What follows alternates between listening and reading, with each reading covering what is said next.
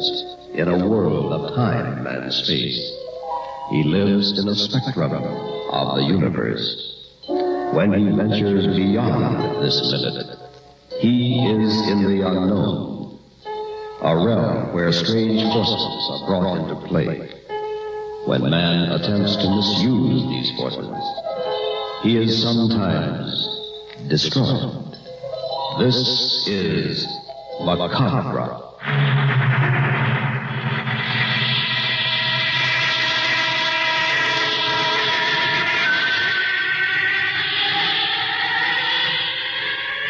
The Far East Network presents in special performance, Macabre. Tonight's story, Final Resting Place.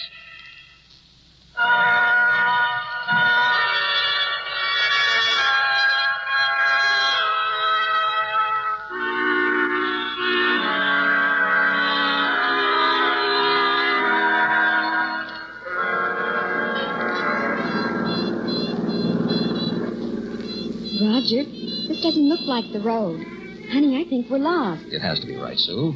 Justice of the Peace back at Carterville said the lake was on the main highway. We haven't made any turns. But, darling, it's getting dark.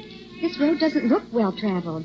I really think we made a wrong turn somewhere. Mrs. Kent, your husband solemnly promises to deliver his bride of a few hours safely and surely to Honeymoon Lodge on Mirror Lake. Now, let's hear no more about it. Come on, move closer. Head on my shoulder. That's it. Roger, you better watch the road. Why? We haven't passed another car for an hour. Relax, Sue. It's a fine way to start a married life of bliss. Look, there's a sign. Can you make it out? Yeah. Randolph, 5 miles. Are we supposed to go this way? Sure. Why'd I tell you? It's only 50 miles farther. Randolph is our halfway point. But this country road, how can they call a lonely trail like this a highway? You're just a sophisticated cityite. Now close your eyes and listen to the radio. We'll be there before you know it. All right, darling. I guess I'm getting jumpy. Head on my shoulder and not another word. Okay? Okay. We interrupt this program to bring you a special news bulletin. Authorities of the state asylum have just issued the following warning. A dangerous homicidal maniac escaped custody this morning and is believed to be in the vicinity of Randolph. Roger. Listen. He's 45 years of age, weighs 200 pounds, has thick gray hair, and answers to the name of Dr. Vardmore. We repeat, this man is a dangerous killer. Those in the vicinity of Randolph are urged to take extra precaution tonight. Since this killer is armed, the public is warned against walking alone or driving at night on the quiet roads near Randolph. Report all suspicious persons to the county sheriff's office. Now we return you to Stars of Music. Roger, did you hear that? Sure, but how does it concern us? Darling, we are driving down a country road near Randolph. Suppose we should have car trouble or a flat tire. Oh, you are getting jumpy. Let's stop in Randolph for the night. But, Sue, our reservations at Mirror Lake are for tonight. Please, Roger. I have the strangest feeling. If we don't stop at Randolph, we'll never reach Mirror Lake.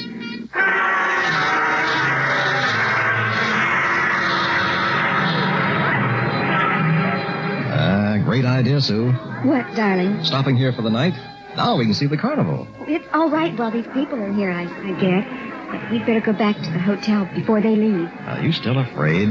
Well, kinda. Aren't you? Come on. I'll show you a good time. You'll forget all about it. Okay. What's that man doing over there? And now, ladies and gentlemen, if you would kindly step closer, I don't know. Let's I find will out. demonstrate for you one of the great marvels of all time. As you see at my feet is a hole, an excavation 6 feet in depth, a grave, if you will. And beside me here is a casket. Now, friends, what do you think we are going to do? Now, friends, ladies and gentlemen, have no fear. Tonight, I, Professor Vincent, will select someone, one of you from the audience, to be hypnotized and placed in this casket. Then I will bury him alive for 5 days. If he's not buried that long, he ain't gonna wind up much alive. Just a moment, please. 5 days at $100 a day. Now, what do you say? Who wants to make $500? There is absolutely no danger. A shaft will be sunk so that we can see your head. You'll get plenty of light and air. Food will be lowered to you. Nothing to it at all. Who'll be the first volunteer? You got it, Under hypnosis, believe me, 5 days will seem like an hour. The easiest $500 you've ever made. Who will volunteer? How about you, my bumpkin comedian friend? No, sirree. Last year I took sick with pneumonia. Thought sure I'd end up in one of them boxes. Did you recover? It's hard to tell from looking at you. You, sir, what is your name? Roger, he's pointing at you. I don't think I'd be interested. Who are you, sir? Roger Kent? Roger Kent. Does $500 interest you? Well, sure, but, Good. Good, you'll make a fine subject. Now, wait a minute. And, Roger, who is the young lady with you? My wife, Sue. Oh? And what do you say, Mrs. Kent? Why, I think it's just a dreadful idea. No. You better pick someone else, Professor. Nonsense. Do you need the money? We do need it. But not this way, Roger. It's awful. $500 would pay off the car. We still have 10 days left for our honeymoon, Sue. Well, how about it, friends? Don't let him tempt you. I don't like that man. It is a lot of money for only 5 days. We can't wait all night. What do you say? I don't know. Say no, Roger. Speak up. Yes or no? I hate to turn it down. You're not going to be buried in that terrible coffin. Tell him no. Go ahead, pal. We got a first-class cemetery. All right, everyone. Roger and Sue, time's up. Tell you what I'll do. Think it over. If you decide to go through with it, come back after a couple of hours when the carnival is closed for the night. I'll be waiting for you in my trailer. Oh, Roger, he wants you. I'm afraid of that man. Don't forget, I'll wait up for you until you decide one way or the other. Roger Kent will hold the grave open for you.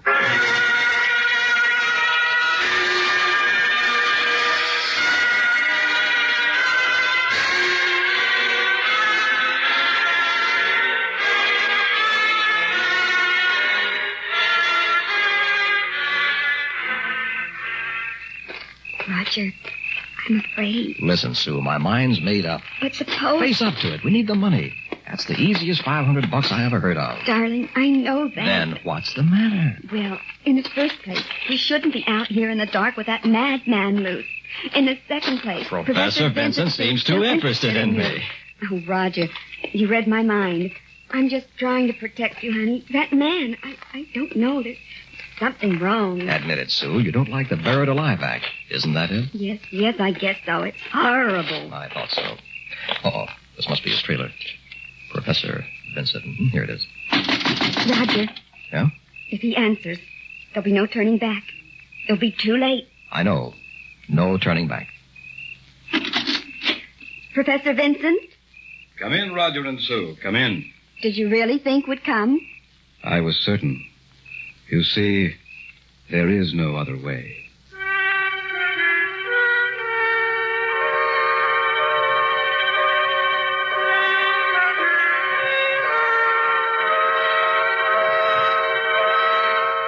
When I count 3, Roger, you will be asleep. Sound asleep on your feet. Then, Roger, you will be placed in the coffin and lowered into the grave for your 5-day rest. Now look deeply into my eyes. Deeply. Inhale and look deeply into my eyes. You're going to sleep, Roger. To sleep. You can no longer move your arms. They hang helpless at your side. Sleep, Roger. Close your eyes and sleep. 1, 2, your eyes are closed. And now you are powerless to open them. You are 3. Asleep. Ladies and gentlemen, we are ready to place Roger Kent in the casket. Whom among you in the audience will help me? I will, Professor. All right, my friend, step right up here now. Here, help me raise the lid of this coffin.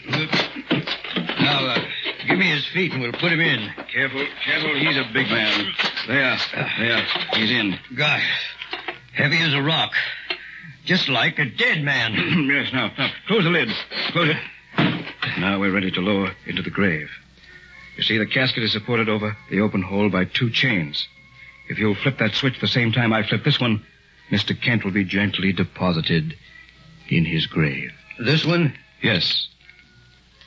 There it goes. Glory be. Just like a real funeral. Reminds me of the time we buried my grandpappy. Ladies and gentlemen, in just a few moments, the coffin will lie at the bottom of the grave. We will then place an air shaft down to Mr. Kent's head so that he will be able to breathe.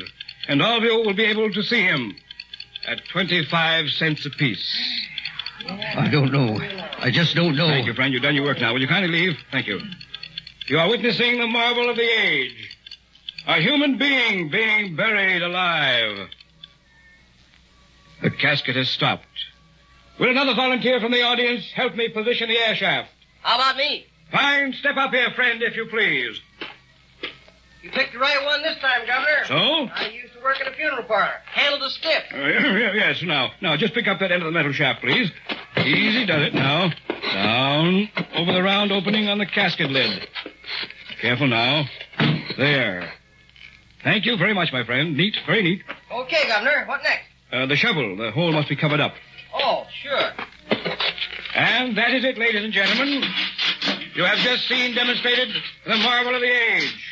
A man buried alive. Mr. Kent will lie there in a deep slumber, the end of which time we'll dig him up and pay him $500. In the meantime, my friends, you may step up here and view him down the shaft for a small sum of 25 cents, 1/4, so 1/4 part of a dollar. Ladies and gentlemen, who will be first among you? No, sir. What's that you say? Dishonest, I say. What's the matter with you? Charging money to see him buried alive. What? I ought to know. I helped you lift him in. Leave the carnival, sir. Leave here immediately. That man ain't buried alive. He's dead.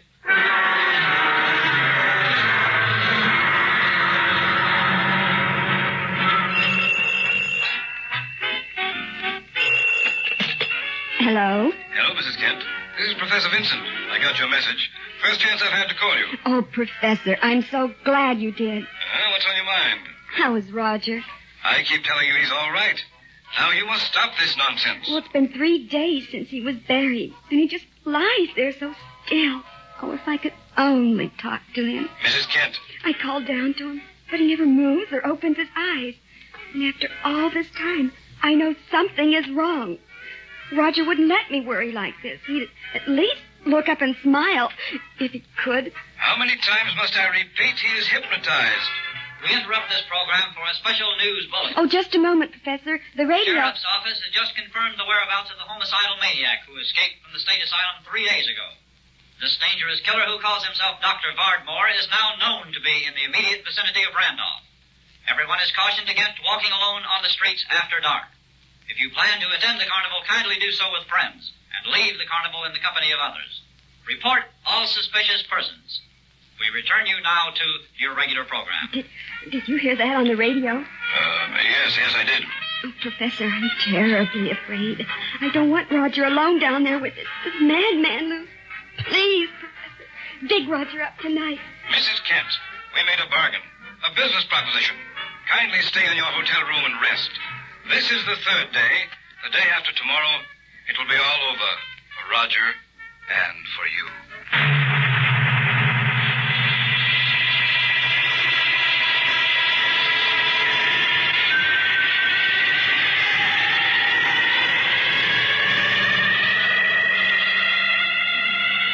Pardon me, ma'am. Are you Mrs. Kent? Why, yes. Who are you? I'm the one who helped put your husband in the casket. Well, why are you talking to me? I don't know. Just to warn you, I guess. I think your husband's dead. Oh, you horrible, horrible little man. Get away from me. I'll call the police. That's you, Mrs. Kent. Oh, Professor Vincent, I'm so glad to see you. That terrible little man. Yes, I heard what he said. Now get hold of yourself and listen to me carefully. This is the 5th night. I want you to go to the hotel and wait until the carnival is over. Tonight is the last showing at Randolph. At 11:30, you take a taxi out here to the lot. I'll meet you. Roger will be ready along with the $500. All right, Professor. Anything you say.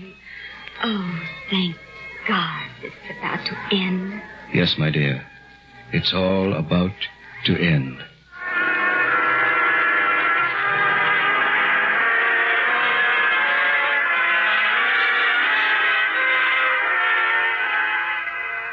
Are you going out, Miss Kent?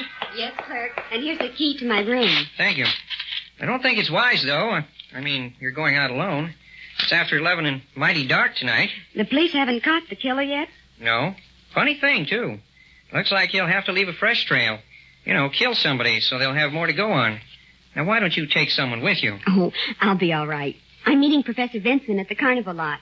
This is the night they released my husband. I see. Do you know the professor? Oh, yes, I do. Well, he's the one who hypnotized Mr. Kent. No. Professor Vincent didn't. What? Professor got sick 5 days ago. Got sick? Well, then who was Professor Vincent at the carnival? I don't know. Somebody who took his place, I guess.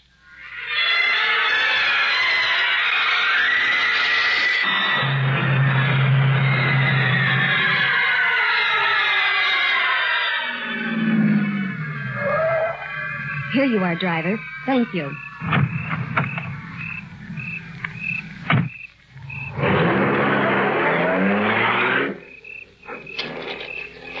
Professor Vincent, it's so dark. Where are you? I'm sure the carnival was on this vacant lot, but now there's nothing. Just a few old papers blowing in the wind. Why did I let that cab leave? No light in sight. Those trees around the lot. What if the killer were hiding there? Oh, the place Roger was buried. It was in this direction. This way. Maybe I can find it. And Graham will be thought when he dug him up and filled the hole. Must be right around here. Oh, where is it? Oh, what's this? Mouse. No. They can't do that. They went away and left you buried. Oh, Roger. I'll get you out, honey. Oh, my darling, I'll help you. I'll dig.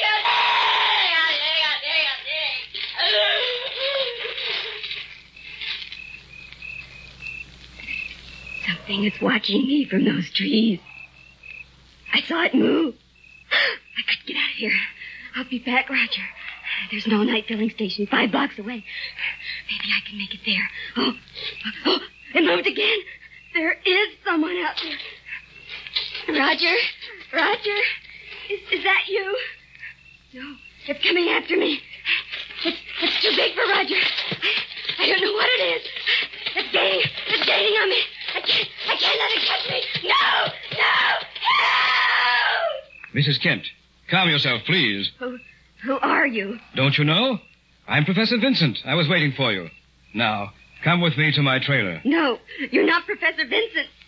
So, you guessed. Who are you? There's nothing to be alarmed about. You're in safe hands at last. I am Victor. Dr. Victor Vardmore.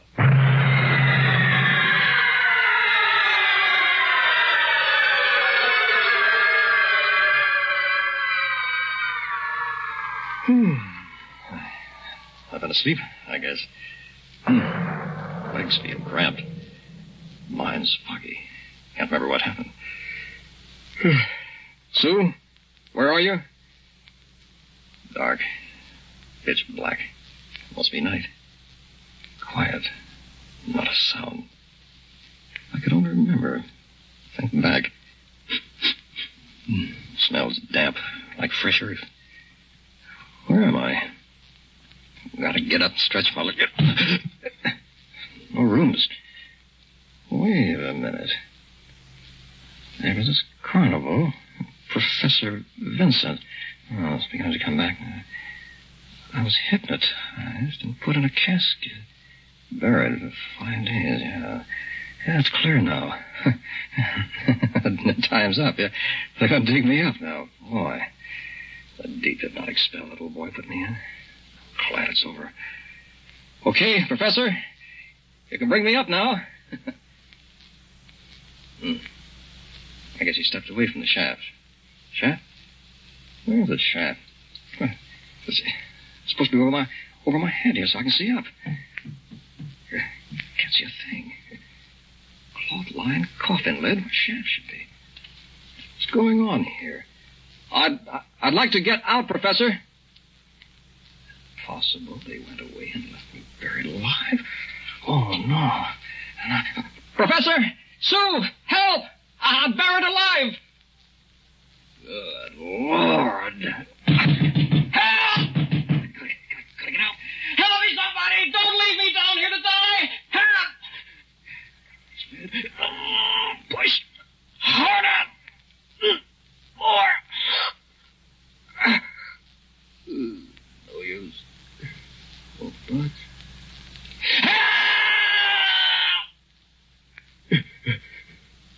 I'm gonna die. You left me here to die. Can't call for help. Nobody'd hear me. Heart of a left. Like up there by the vacant lot, edge of town.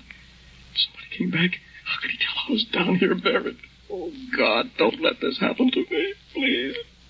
Help me, save me. God, don't let this... I don't want to die. I'm hearing things. This is Professor Vincent. Now listen carefully. Where are you? Get me out of here. Don't fret. Your oxygen supply won't last much longer. Oxygen? You're buried alive, Roger. And I'm not coming back for you. Not going back? I'm leaving you buried there. Oh, Professor, I'll kill you. Now, Roger, tell me how. I'll kill... Don't excite yourself any further. The oxygen pellet won't sustain your lungs. You are hearing my voice in a small, shortwave receiver and transmitter near your head. I am talking to you from my trailer about a block from you. Sue is with me, Roger. I want you to listen very, very carefully. Sue, there? Go ahead, Sue. Tell him. Oh, Roger, are you all right? Yes. What's he doing with you? Please do as he says, darling. He's not the real professor. He's that escaped madman from the asylum, Dr. Vardmore. He's crazy, Sue. Please, darling, we have no choice. Please, quick. Listen to me. One move like that, and I will kill you both. I've gone to a lot of trouble to set up my final demonstration. What are you going to do?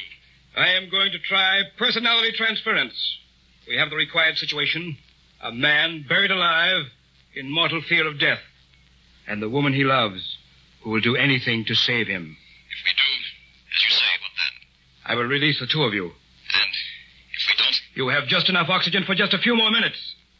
I see. Hurry, Dr. Vardmore. Get it over with. Now, Roger, I want you to think about Sue. Sue, you about Roger. Each imagine he is the other. Roger, you are standing beside me in the trailer. Sue, you are lying down there in the casket. No! Cooperate and I will free you. It's your only way out of that grave. If it works, you mean I'll be in Sue's? Yes, and she in yours. Do it, darling. It's our only chance. He's not Sue. That's enough. One more refusal, and I'll turn off the shortwave transmitter and leave you in your dark world forever. Now, Roger, imagine you are Sue standing here. Sue, you concentrate on being Roger in the casket. Think. Put everything else out of your minds. I have it. Repeat something you both know. Say the 23rd Psalm. Here we go now. Start with me. The Lord is my shepherd. I shall not want. He maketh me to lie down in green pastures. He leadeth me beside still waters. He restoreth my soul. He leadeth me in paths of righteousness. For his name's sake, even though I walk through the valley of the shadow of death, I fear no evil, for thou art with me. Thy rod and thy staff, they comfort me. Thou preparest a table.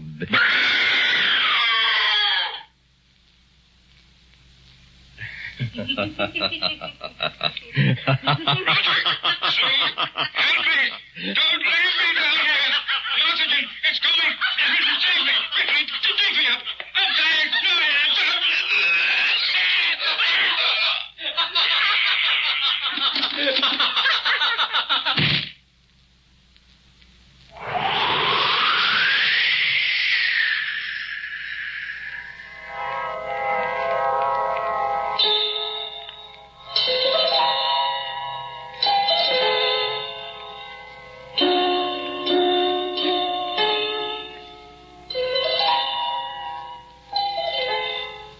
have just heard Macabre, a special Far East Network presentation. In our cast were John Buey as Professor Vincent, Mitzi Hennessy as Sue, William Verdier as Roger, Milton Radmilovich, Air Force Sergeant Bob Eddy, and Air Force Sergeant Newell Stewart.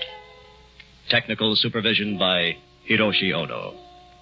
This is Air Force Sergeant Al LePage speaking. Macabre was written and directed by William Verdier.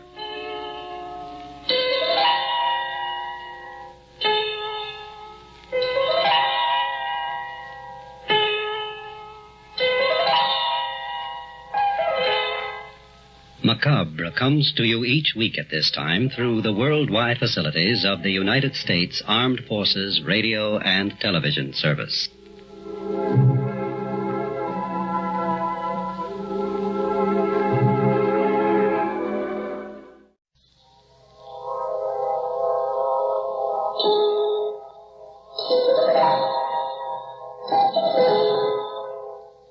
Man lives in a world of time and space. He lives in a spectrum of the universe. When he ventures beyond this limit, he is in the unknown, a realm where strange forces are brought into play. When man attempts to misuse these forces, he is sometimes destroyed. This is Macabre.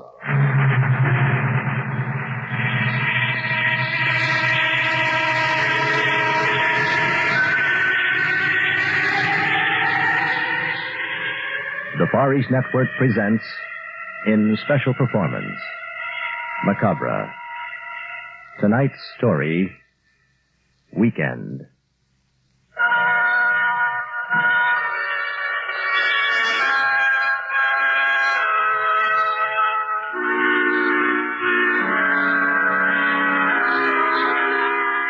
I can hardly stand to think about it. Such a horrible nightmare. Keep telling myself, maybe it'll help to talk. Try to remember. To put the pieces back together again. But the horror and the terror will never go away. The dead cannot come back. It all began, I believe, about 2 weeks ago. The night of the medical students' graduation party held at the home of my fiancée, Gloria Dubonnet. Ray Stapleton, John Tyler, Gloria, and I were the honor guests. Also, our instructor, the well-known experimental scientist, Dr. Peter Tortano. Tortano and I didn't exactly get along. He suspected I knew too much about the Gaylord case, which connected him with experiments on a hidden island. Also, his unusual interest in Gloria was apparent to me, if to no one else, and formed a further basis for a strong mutual dislike. Tortano didn't think that I qualified as a medical student, but he had to admit I'd passed the exam, so here I was. The party was in full swing when I arrived. Everyone was glad to see me, except Tortano. Hi, Jeff, what held you up? No party at all without the three of us together, eh, John? Gosh, no. Hi, Dick boy. We thought you weren't coming. Got to have the old team together before the fun starts. Right, Hope. Look, you chaps, come closer. I have a bit of news to tell you. Say, Ray, you sure got the big... Shoot. What is it, Ray? It's like this. Tortano's about to spring a surprise on us. Killing.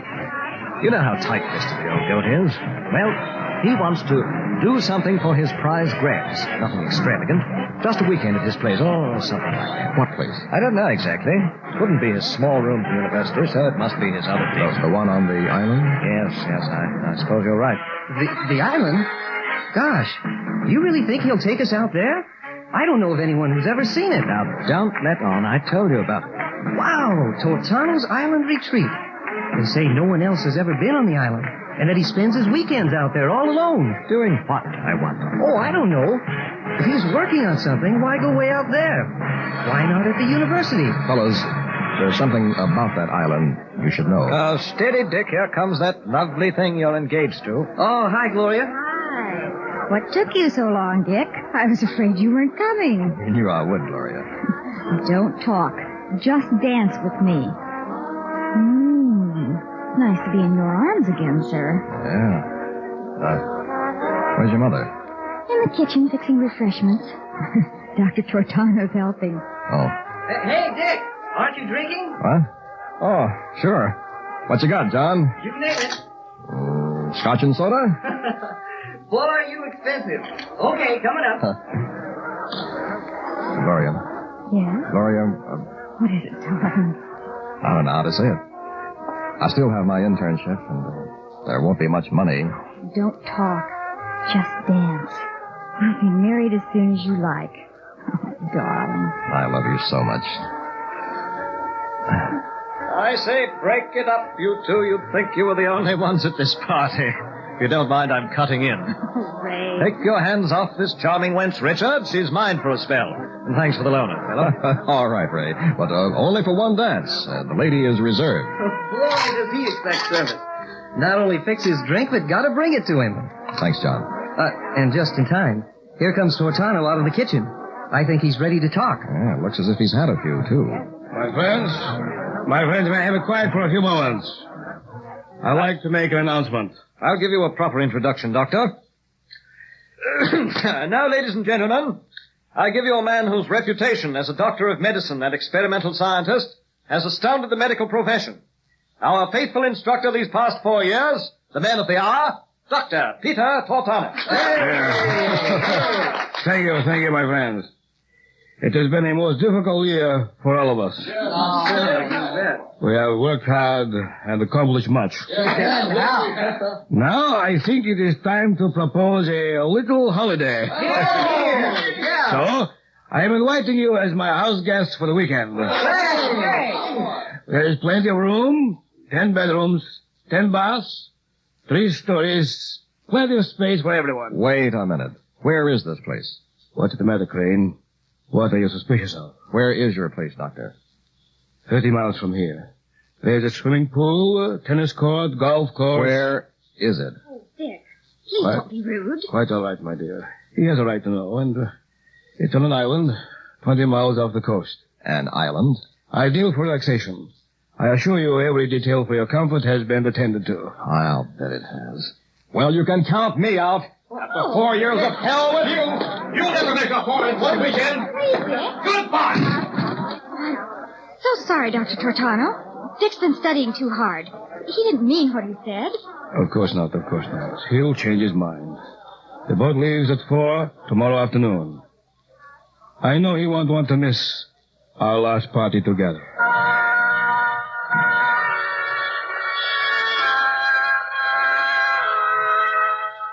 I knew Tortano better than the others. This was no idle plan. Tortano never wasted time in relaxation. He often said, you have to make every minute count if you want to achieve success. I finally went to my room and to sleep.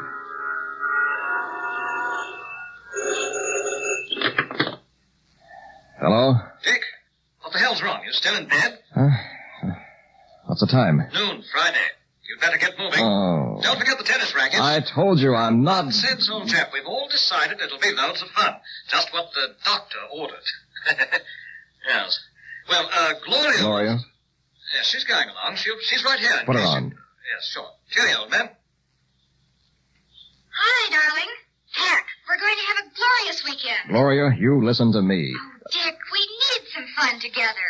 Now, if you're going to be an old killjoy, I'll just hate you. Gloria, Tortano is no generous soul. If he invited us out there, he's got a damn good reason. Oh, please say yes, darling. Ray and John want to go. And if we accept, that will make 5, and Dr. Tortano's manservant Wantus makes 6. What could possibly happen with 6 of us there? But I can see your mind's made up. Oh, then you go. Oh, Dick, that's great. I didn't say I'd go. Now, don't be stuffy. Well, all right. Your heart's set on it. Oh, you won't be sorry. Bye, darling. See you dockside. Yeah. See you dockside.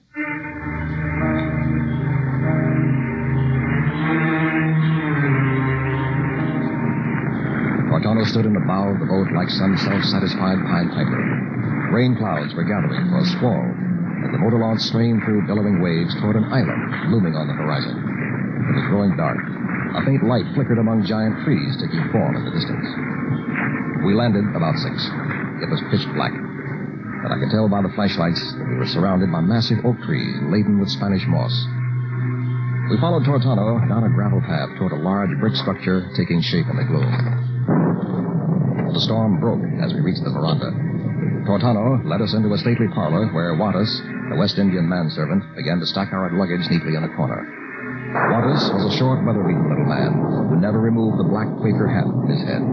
He kept glancing back, as if he suspected something were creeping up behind him. Well, here we are, all safe and sound. Bedrooms are on the second floor. I suggest you freshen up and meet in the banquet hall promptly at 8 for supper. Even though we had just arrived, a feeling of uneasiness began to reach the others. There were 10 bedrooms, divided evenly by a hall running the length of the building. I selected one across the hall from Gloria. I just shut the door when someone knocked. Dick, may I come in? Oh, yes, Ray. Here's your grip, old man. Wantus brought them all upstairs. Mind if I join him? No, I don't. Yeah. Palace fit for a king. Looks like one of those plantations you see in the flicks. But this cost the old boy a pretty penny. You know, I've been wondering, Dick, where Tortano got the money to buy this place. I believe he inherited something from his father. Since he didn't make it himself. Might have. He's a capable man, Ray. He's a doctor, an experimental scientist. Enough money in that, I suppose. Well, ever since the Gaylord case... They never proved anything. Tortano didn't do that. Well, there was no reason for her to die. Even I could have saved her. Dick, don't hold something that may not be true against anyone. I'm not. It's just a suspicion. Tortano knows you suspect him. I don't give a damn what he... Oh, very well. So you dislike each other. Forget it. Let's get ready for supper, Ray. Meet you downstairs. Righto. If it's any consolation, I'm with you on one thing, though. What's that? This weekend out here... Yeah? Can't put my finger on it. But I don't think it was planned for fun.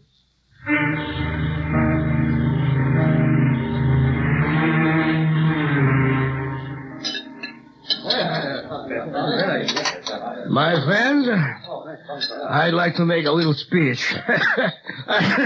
Excuse me. I am not much with words, just a grumpy little man of medicine. But I always mean well. Now, it's been a long and tedious course these past 4 years. It isn't easy to become a doctor, and the hard part is yet to come for the graduates, that of internship, where you learn to weigh the actual values, where one slip of the scalpel can mean death or a hideous malfunction of the body or the mind. I welcome you to my island estate. You deserve a rest. So make merry and cast the cares of the world aside. Now to bed, children, to bed. Tomorrow will be a day of tennis, swimming, and fun-making. This will be a weekend you'll remember for the rest of your lives.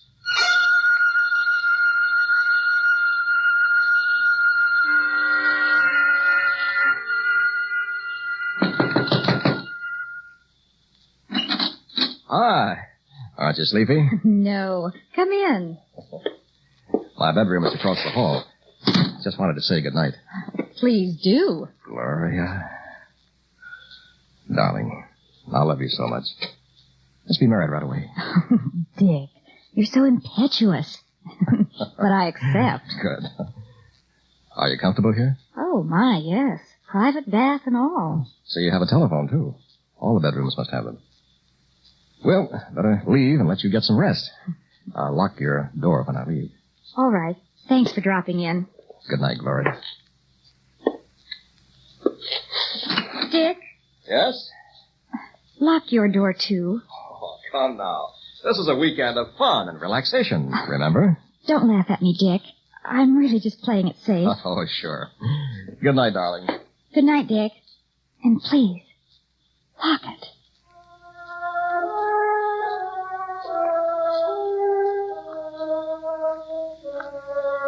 I don't know how long I'd been asleep. It must have been several hours. Something had brushed against my bedroom door. The sound made me sit straight up in bed. Then I heard something else. I thought someone was in trouble. Who's out there? Whatever it was, it stopped outside my bedroom door. I turned on the lamp, jumped out of bed, and bolted toward the door. The hall was empty. No sign of anything or anyone. Was it possible I imagined this? When I turned to close my door, I saw it. A dark form bobbing in a doorway at the end of the hall. I say, Dick, is that you? It was Ray Stapleton. Strange sound I just heard. My word, Dick, did you hear it, too? Hey, you guys. What's going on around here? Who was strangled? Wow, what a gagging cough. What's the matter? Is anything wrong? Gentlemen, what's the commotion about? You're disturbing the entire household. Now, hold on, Doctor. We were just trying to find out who was doing all that coughing here in the hall a moment ago. Coughing? Nonsense. Must be your imaginations. You're all here, and you look mighty well to me. Wait a minute. Where's Wantus? He's missing. He could be the one. Wantus is standing directly behind you, John. Is there trouble, Master? No, Wantus. Nothing at all. Now go back to your bedroom and remain there the rest of the night. Do you understand? Back to bedroom? Yes. Immediately. Aye, Master. Wantus not come out again. Good night, Master. But, Dr. Tortano, the coughing. Strictly imagination, I tell you. But I heard it, Doctor, and so did the others. There's no one else in this island.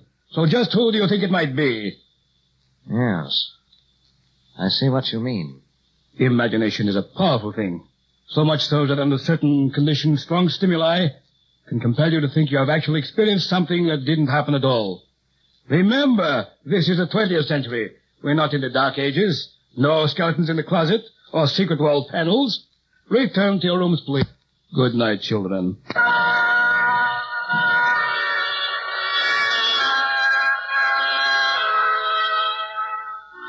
I didn't sleep the rest of that night, and I'm certain the others didn't either. They were losing their enthusiasm for the weekend. The next morning, after breakfast, I went for a walk on the beach with Gloria. It wasn't long before Ray and John caught up with us. Dick. I want to talk to you. Hi, fellas. You sleep well? Don't rub it in, Dick. Gosh, no. We in the first place. That's what we wanted to... You'd like to give up and go home today. Is that what you mean? Yes, and all you're making it devilishly difficult. Now, I think we might still salvage a sporting time here. After all, nothing's really happened. But there's been dissension at this party ever since it started. And now there's a feeling of unpleasantness. We can't leave the island. Hey, what do you mean? Wantus took the boat back to the mainland this morning for emergency repairs. And he won't be back until tomorrow. He did. Wantus has the only boat. There's no other way back to shore. So we just have to make the best of it. Dick, I'm with you. I don't think I like old Tortano. I'm kettle of fish. The island's the kettle, and we're the fish. And Tortano's the fisherman. Break it up. Let's go back to the house. I have a hunch. I think we'll soon know what this is all about.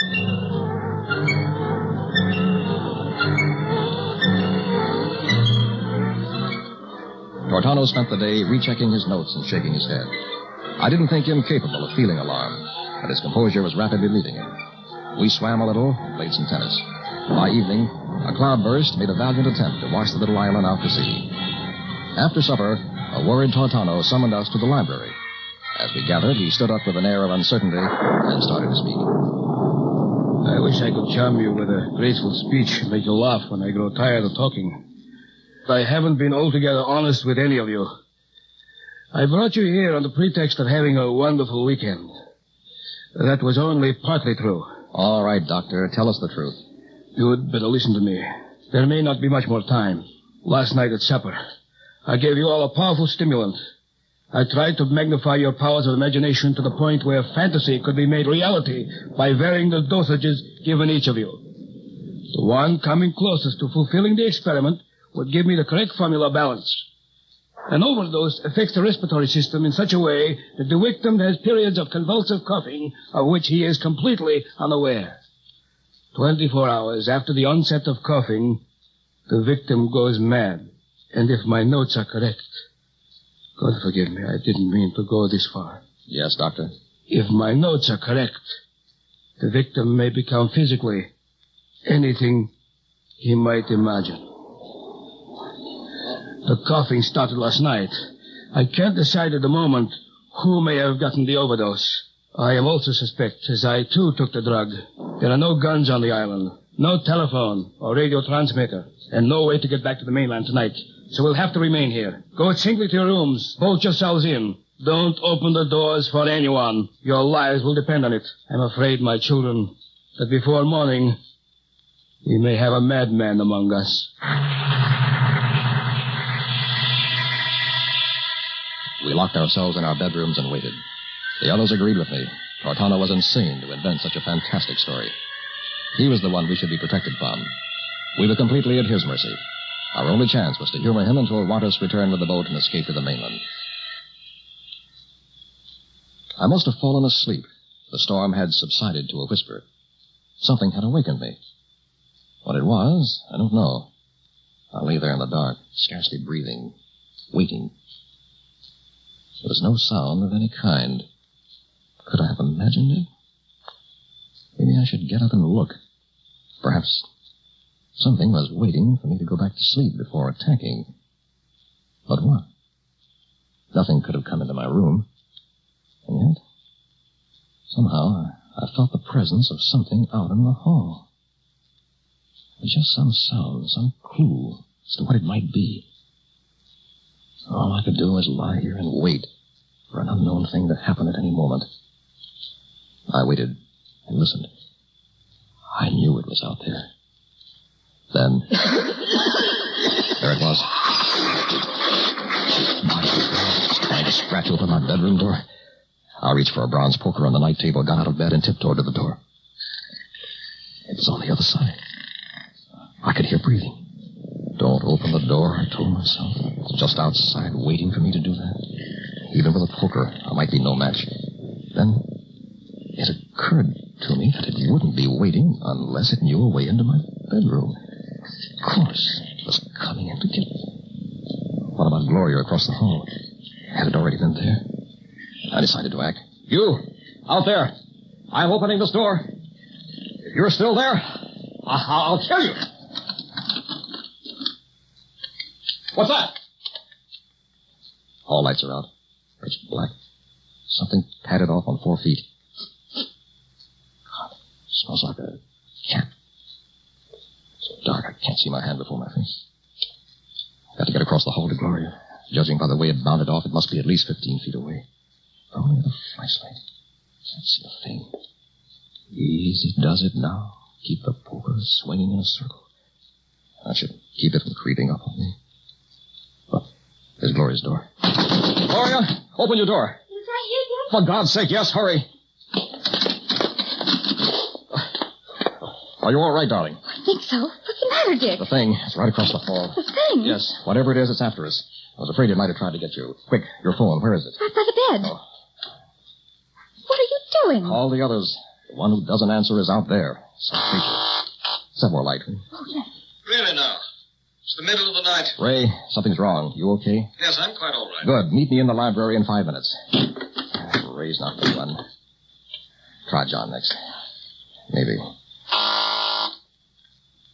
Hello? John, you all right?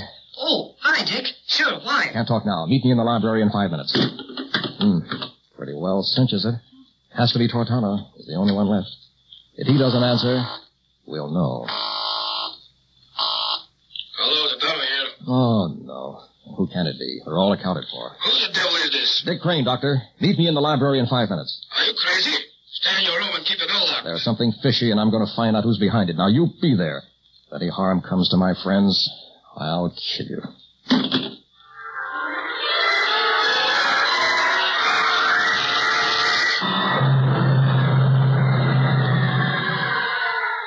We're not safe together in the library. And I don't believe a word of your wild story. It's true. One of you tried to scratch open my door. You imagined it, Dick. Here we all are, as chipper as ever. Pretty obvious whatever was supposed to happen hasn't yet. It happened to someone. Impossible. We're all still sane. There's no one else on the island. This took place in your mind, Dick. Now let's all go back to our rooms and try to get through the night. I'm wasting my time with you. All right, I'll stay with Gloria and protect her. But you'd better lock your doors because someone is going to try them. Say, Dick is certainly overwrought. He couldn't have been right, though, since we're all so healthy. Dangerous situation now standing here together. Let's return to our rooms. Well, maybe nothing will happen. It could start momentarily. I strongly advise separating immediately. Wait. Hold out your hands. What? I just remembered. It's been 24 hours. There is a certain symptom at this time. The victim's fingernails will have a bluish tinge. We can tell who it is. Quick, look at your hands. Hold them out. What do you see? Here are mine, Doctor. Normal. Are mine okay? Yes. What about yours, Doctor? Take a close look. I'd say they're all right. That means... Good Lord, it's Dick or Gloria. They've gone to Gloria's room together. We've not a moment to lose. Come quickly with me.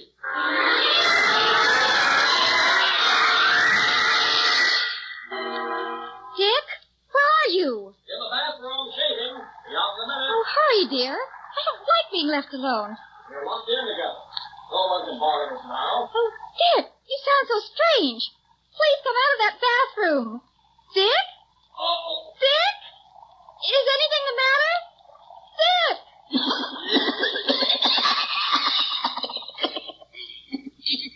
Oh, that cough.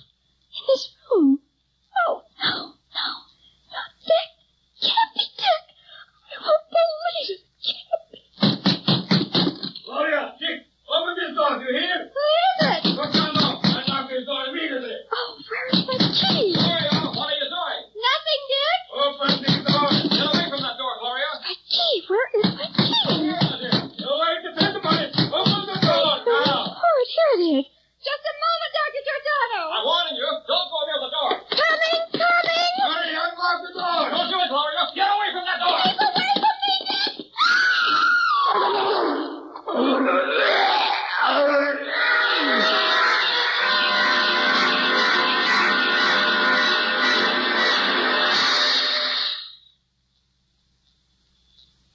Gloria. It was Gloria. Don't look, Ray. I tried to stop her. No. That couldn't be Gloria. Not our beautiful Gloria. Whatever it is, it's in peace at last. So is Tortano. Throat clawed out. As if by a lion.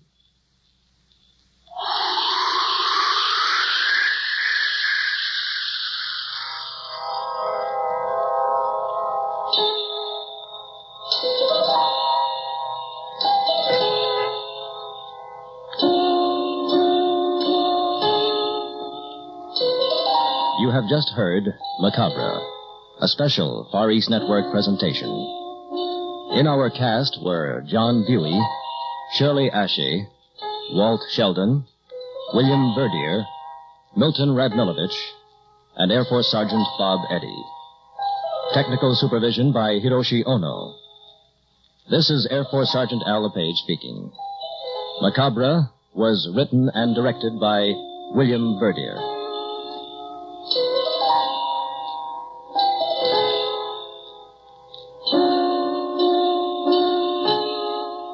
Macabre comes to you each week at this time through the worldwide facilities of the United States Armed Forces Radio and Television Service.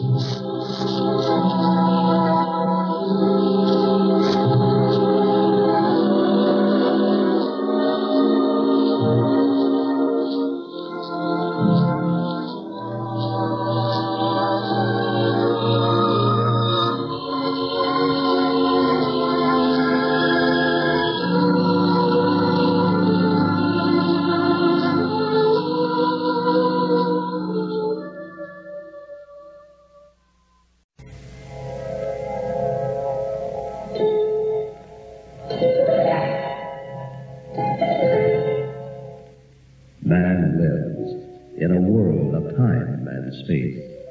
He lives in a spectrum of the universe. When he ventures beyond this limit, he is in the unknown, a realm where strange forces are brought into play. When man attempts to misuse these forces, he is sometimes destroyed. This is Macabre.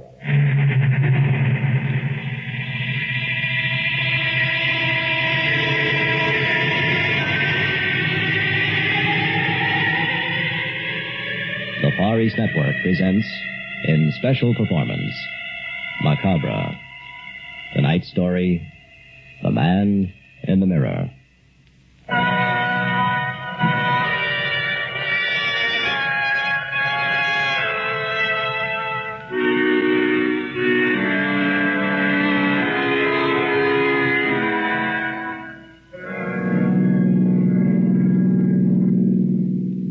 These freeways, always working on them. Only 2 lanes here. Why can't they make their repairs on off hours? No, gotta blast away during rush hour traffic. What's the matter with that guy ahead? How come he's slowing down? That'll teach him. Boy, I'm tired. Hard day at the office. Peg's got a hot supper waiting at home. I'd like to get there sometime today. That guy here didn't pay any attention to me at all. Come on, Buster, speed it up. Series 6, I want to get home. Okay, I'll pass you then. On 4-barrel car will leave you with nothing flat, buddy. How's that for speed, eh? Hey, truck. I didn't see it coming. I'm making back head-on collision. Oh, no. I can't get away.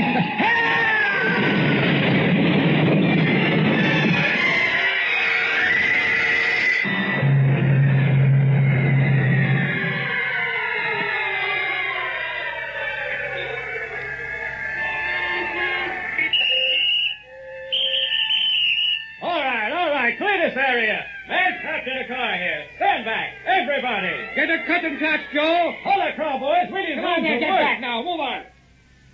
You see him, Jerry? So much blood. But I think he's bent over the steering wheel down there. Shine that light where you mean. Good. See him now? Move your light up just a bit. Like this? Yeah. Hold it there. Good Lord. What's wrong, man? I hope you got a strong stomach, pal. What's eating you? Look down there. Where his face should be. I don't see it at all. Yeah. That's what I mean.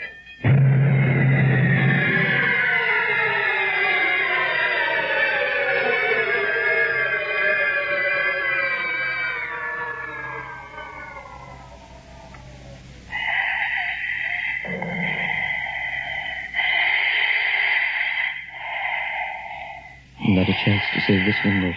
Careful, you may be conscious, Doctor. I doubt it. Another minute or two, and it'll be all over. Sponge the blood first. He's breathing too fast. Yes, poor fellow. Even if he lived, couldn't get through life like this. Doctor, respiration irregular. Won't be long, I'm afraid. Scalpel. I can hear every word they're saying. I can't move. Paralyzed. Scissors. The accident. The truck. I know what happened. Sponge. Almost nothing left of my head. Don't give up, Doc. Try to save me. Hemostat. Respiration shallow. Hardly worth the effort. Nothing can save this man. Please, Doc, don't quit. I know you can't hear me, but please try. Help me, Doc. Don't shake your head. I'm not homeless. I want to live. Doctor, Yes. respiration stopped. I see. Don't give up. I want to live. I don't want to die. Are you going to open his chest, Doctor? Heart massage. Yes. Absolutely hopeless. There isn't a chance. He may take another breath in a moment. Another breath. Yes. Yes, I will. Don't give up. You'll see. I'll breathe. You'd better wash up, nurse. Oh, don't leave. A breath, Doctor. Spasmodic. Probably his last. Oh, I'm still alive, Doc. Try to save me. Help me, for God's sake. Stethoscope. Please don't let me die. I'm afraid. Why did I have to pass that car? I'd give anything to live it over again. Anything. Can someone help me? Oh, God. Perhaps I can, John Randall. Call my name. It was I, John Randall. You're not the doctor. Indeed, I'm not. Did I hear you say you would give anything not to die? Yes, anything. I thought so. John Randall, I'll save your life for a price. Anything you Let say. me finish. I can turn back the clock, return you to the freeway before the accident. It will be as if nothing had happened at all. But that's impossible. You haven't much choice, John. It's crazy. How can you expect me to believe a thing like that? Is he dead, Doctor? I'll know in a moment, nurse. You have no time to argue. Decide quickly. When you die, you'll be beyond my reach. Oh, I'm sinking, growing weaker and smaller. You're dying. Decide. Well, it's a bargain. Good. In just a moment, it'll be 1 hour ago. You'll be on the freeway driving home in your car. But remember, John Randall, I'll be back 1 week from tonight to settle. Where will I find you? In the mirror. Just look for me in your bedroom mirror. Goodbye, John. Don't forget. little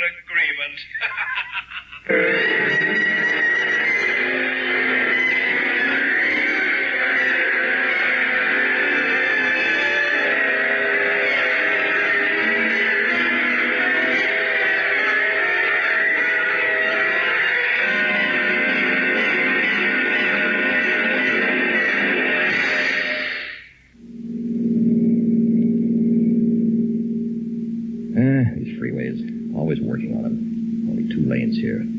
Why can't they make their repairs on off hours? No, gotta blast away during rush hour traffic. What's the matter with that guy ahead? How come he's slowing down? That'll teach him. Hey, just had one of those familiar feelings. As if this had happened before. Strange. Now it's gone. Seems I almost remembered something unpleasant. It's not to pass that car up ahead. I don't think I'd better. Wonder why. Can't remember. Way truck accident. That's it. I was killed in a collision. Yeah. Can't be. Couldn't have happened. I'd be sitting here driving home. I dozed off for a minute, I guess. Yeah. Dreamed it. Sure. No other explanation. A relief. I gotta get home. Peg's having steak for supper. And she's one wife who expects her husband to be on time.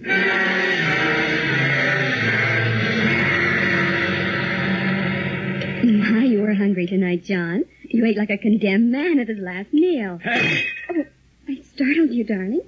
Why so deep and quiet? Nothing. Just thinking. John, I honestly believe you've been working too hard. Especially since you fell asleep driving home today. Oh, let's take a week off together and run down to Mother's. A week? Yes, dear. We haven't vacationed in 2 years. Not since we were married.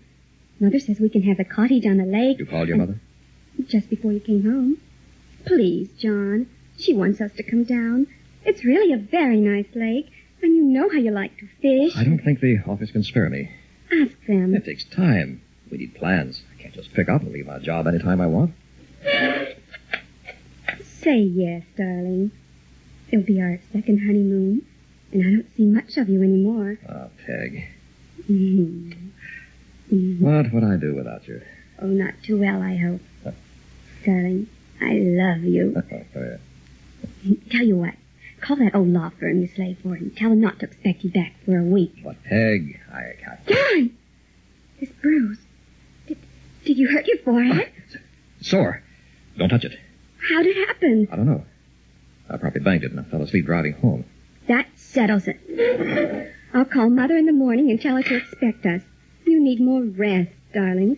Why, one of these days you may be killed driving home in all that traffic. Read the paper now while I clear away the dishes. All right, Peg. I am overworking.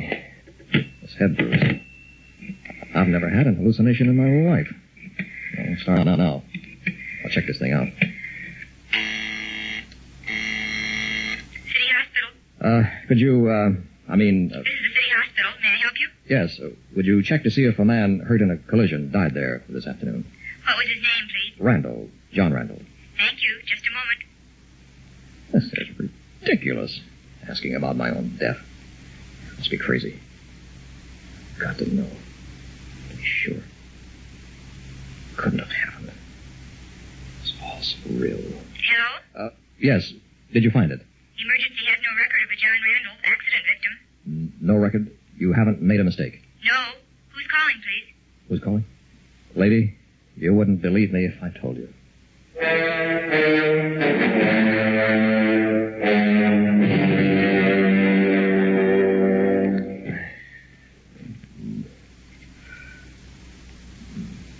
What's the matter? Can't sleep. It's too hot, I guess. It's nearly 5. Time to get up soon. Want some hot coffee? No. Maybe I'll drop off for a nap. You haven't slept all night?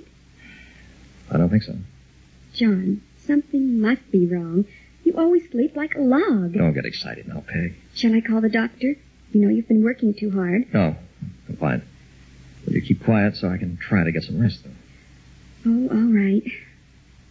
You haven't said a thing about going to Mother's. Peg, I'm dead tired now. Shut up, will you? John, what's that on your forehead? No tricks, young lady. Now turn over and keep quiet. Darling, wait. I'll turn on the light. John! It's blood! What? Your forehead, it's bleeding. No, Peg. No, it didn't happen. I imagine the whole thing. Accident really didn't happen. Accident? John, you lie right there. I'll call Dr. Shane. Don't, Peg. You must have cut a vein. Look at your pillow. You've been bleeding all night.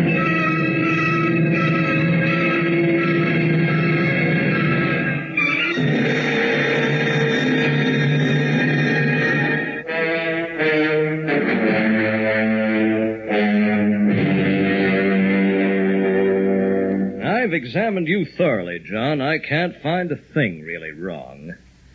But we may have to go to my office for further tests. How do you explain the blood, Doc? I don't. There's no evidence of a wound at all. Where'd all this blood come from? That presents a puzzle. Of course, we're not really certain it's really your own blood.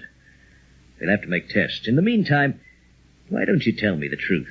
What are you talking about? John, I've been your family doctor for many years. You're as healthy as they come. Now you hint of some accident that never happened. You complain of a soreness in the region of the forehead, and all this blood from some imaginary wound. Now, really, what do you expect me to think? Doc, you think I'm crazy. I didn't say that. You don't have to. There's more to this than meets the eye. The understatement of the year. Put yourself in my place. What would you say? Send me to the hospital, I guess. That's more like it. Now tell me what really happened. Start with the blood. I can't answer that. If you want me to help, you'll have to tell the truth. I'm trying to, Doc. It couldn't possibly have come from you. But There isn't a mark on your body. Who do you think you're kidding? Impossible. Doc, you wouldn't believe me if I told you. Yeah. Give it a try. I might. Maybe I should have died on that operating table. What? All right. I'll tell you. You'll think I'm nuts, but so help me, it's the truth. All started yesterday, and I was driving home on the freeway. I thought I had an accident. What do you mean, thought? Aren't you certain? Let me finish, Doc. I hit this truck. They rushed me to the hospital. I was dying, face torn off, blood everywhere. And then, just before I died, a voice called to me. Knew my name and everything. He said he would save me for a price. I had to agree. What did he ask? Didn't say. Just said he'd be back in a week to settle. Where are you supposed to meet this man? That's the funniest part. He said to look in my bedroom mirror, and he'd be there. Then what? Found myself back on the freeway, as if nothing had happened. I got home, I checked the hospital. They had no record of an accident victim with my name. I could have told you that. What do you think, Doc? I'm not trying to pull a fast one. I'm scared. You blacked out for a moment while on the freeway, fatigued from overwork. I've ruled out the possibility of a small stroke. Recovery was too rapid. Blacked out? Fatigue acts in strange ways, John. Sometimes makes it difficult to separate fantasy from reality. You've pushed yourself to the breaking point. You'll have to be careful. You don't believe it happened? Yes, it certainly did. But only in your mind. Sounds reasonable. What about my forehead? It's pretty sore. Probably sympathetic. That leaves the blood. If it weren't for that, I'd dismiss you right now with just a warning to slow down. I'm taking a sample of it back to the office with me. I want you to come along. What about Peg? Leave her home. We'll call her later. There's something here I don't quite understand.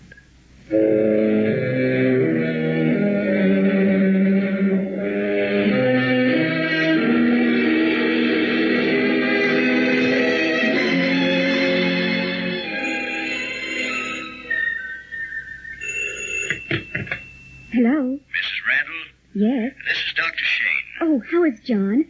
What did you find out? That's what I want to talk to you about. He's in the other room. He can't hear us. Is it serious? The blood on the pillow matches. It's his, all right. But I can't figure out where it came from. He checks normal in every way, with one exception. Oh? The results of the EEG test show a brainwave irregularity. Now, it would seem that John received a hard blow on the head. However, I can find no physical evidence to verify this. What does it mean, Doctor? Hard to tell at this point. I think he's nervously exhausted from overwork, practically in a state of shock from this nightmare of a freeway accident. That's pure fantasy. You must help him overcome it, Mrs. Randall. My mother wants us to visit her for a week on the lake. Splendid. By all means go and make John rest.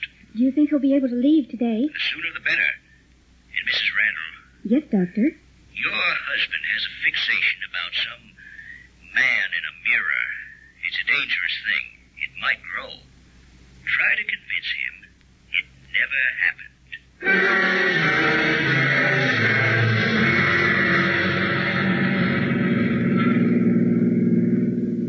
Oh, darling, we'll have so much fun. Yeah, sounds good to me. Mother's given us the house on the lake where we can be all alone together.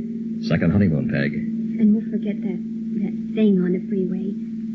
We'll forget it. It didn't happen. It didn't happen. Oh, John, I'm so glad you're sensible about it. Kiss? Mm. I love you, Peg.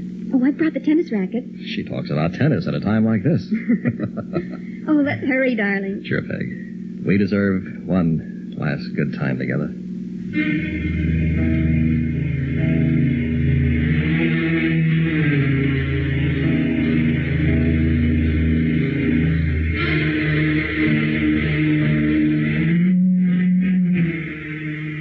How about some more eggs? Oh, thanks. Coffee would be nice, though. Coming up. Oh, this country air is wonderful. 5 whole days of fishing, tennis, dancing, and fun. Pass the donuts, Peg. Yes, my lord master. Hey, got you pretty well trained. You're going to have to relax like this more often. Oh, darling, it's so good to see you laugh. We can't let you get down like that again, can we? I wasn't so bad. They'll miss you at that old law firm. John, if they don't make you a full partner, you're not going back. Well, what'll we do today? Oh, it's beautiful this morning. I know. Take me to the village to shop. Okay. I get my coat, and off we go. Honey, haven't you forgotten something? What? Mr. Randall, do you realize that in the 5 days we've been here, you haven't shaved once? I know, Peg. Well, look at yourself, dear. You'll have to before we go shopping. Here, take my compact and see how you look in the mirror. No! John! You ruined it. You deliberately threw it on the floor. I'm sorry. Really, Peg. But why? Oh, John, you didn't want to look in the mirror. Peg. Oh, what a fool I've been. You're not getting over it. It's growing worse. Don't cry, darling. I'm trying. You believe that man is real, don't you? I don't want to, Peg. I don't want to. Dr. Shane warned me about this. He said it's up to you, John. You have to make up your own mind. It's only fantasy. Or you might spend the rest of your life in that other world. That bad? Yes, darling. Please try. It's like telling my right hand my left one doesn't exist. Oh, you've got to try. All right, I'll try. Dr. Shane said if you give in, they'll have to take you away.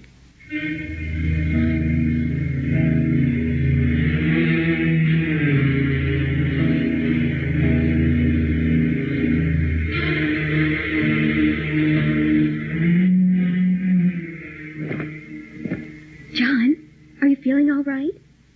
Darling, why don't you answer? It's not daylight yet. He's not in bed. Where is he? John? John? Shh. I'm here. By the window. What's the matter, darling? Don't you feel well? Quiet. Look out there. Can you see anything?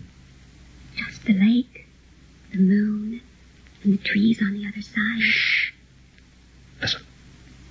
There is something out there. Maybe a dog. No. Dogs aren't that large. What did you see? I can't be sure. When I woke up, a shadow was at this window. My poor darling. Don't pity me, Peg. Well, Dr. Sheen said fixations with a time limit usually leave after the limit has passed. Shh. Be quiet. There's nothing out there. Now come back to bed. This is the 7th and last day, darling. That man's not coming back because he never existed in the first place. Please, John, you just have to get by today, and then you'll be free.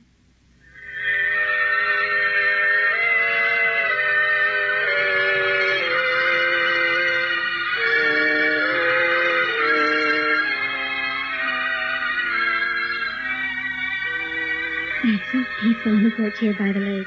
What's the time? Almost 7. Time's passed.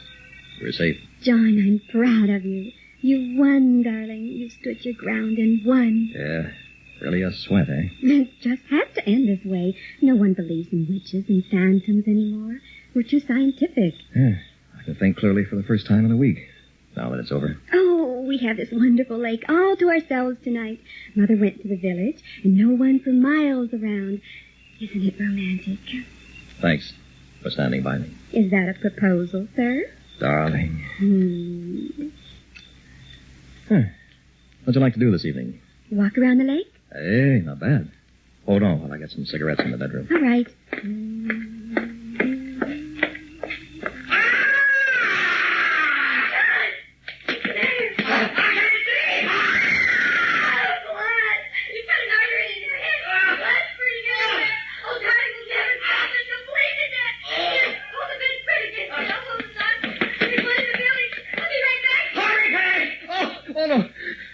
I didn't cut an artery. The devil's working. He's here. You don't have to hide. I know you're here. My. Quite messy. You did come back. Where are you? In due time, friend.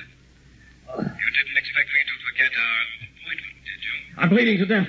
You haven't helped me a bit. You were badly maxed up. Difficult to remove all the traces. What is it you want? Merely as a timekeeper. To say, time's up. Dr. Shane says you're a figment of my imagination. But you're not real. And how do you know Dr. Shane is real? Because I can see him and talk to him. Can you not talk to me? I've never seen you. Look into that mirror. Oh. Look! You're a strange lot. You deny the existence of other worlds because you cannot see them. Have you ever seen a thought in your head? Of course not.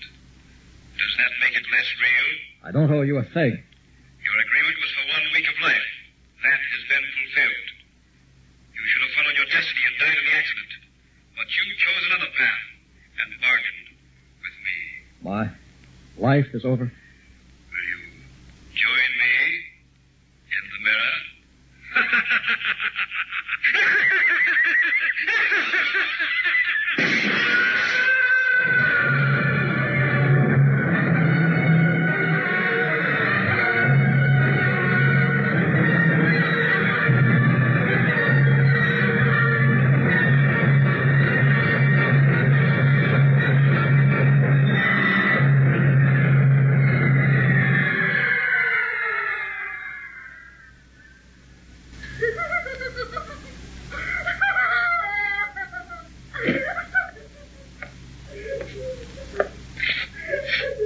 Mrs. Randall, I'm the coroner.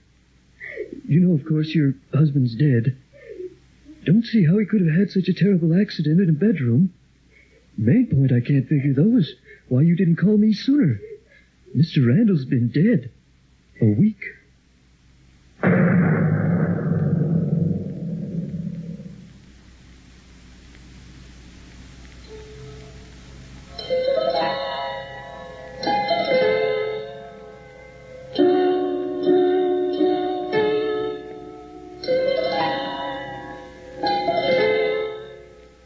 You have just heard Macabre, a special Far East Network presentation.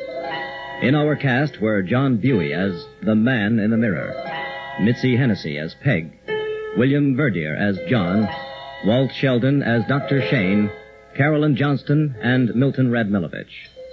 Technical supervision was by Airman Larry Clemens and Air Force Sergeant Bob Eddy. This is Air Force Sergeant Al LePage speaking. Macabre was written and directed by William Verdier.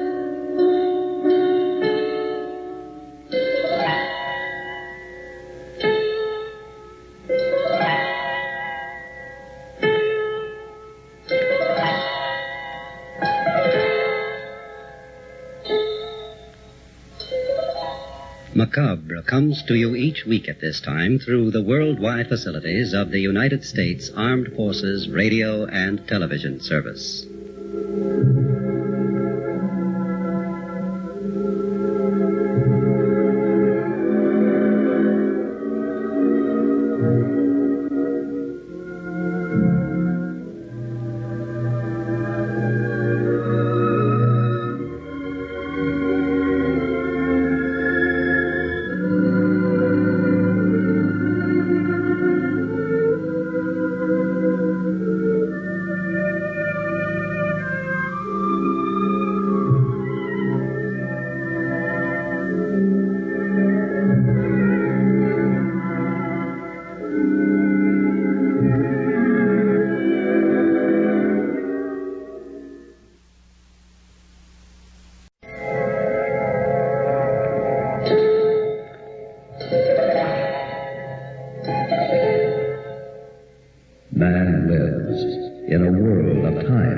space.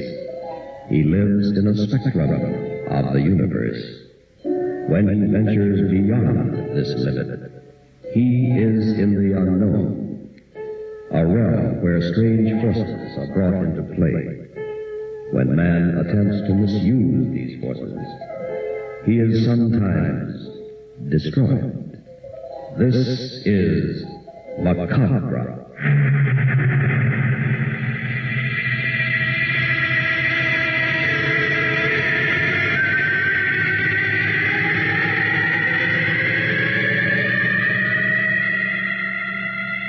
The Far East Network presents, in special performance, Macabre.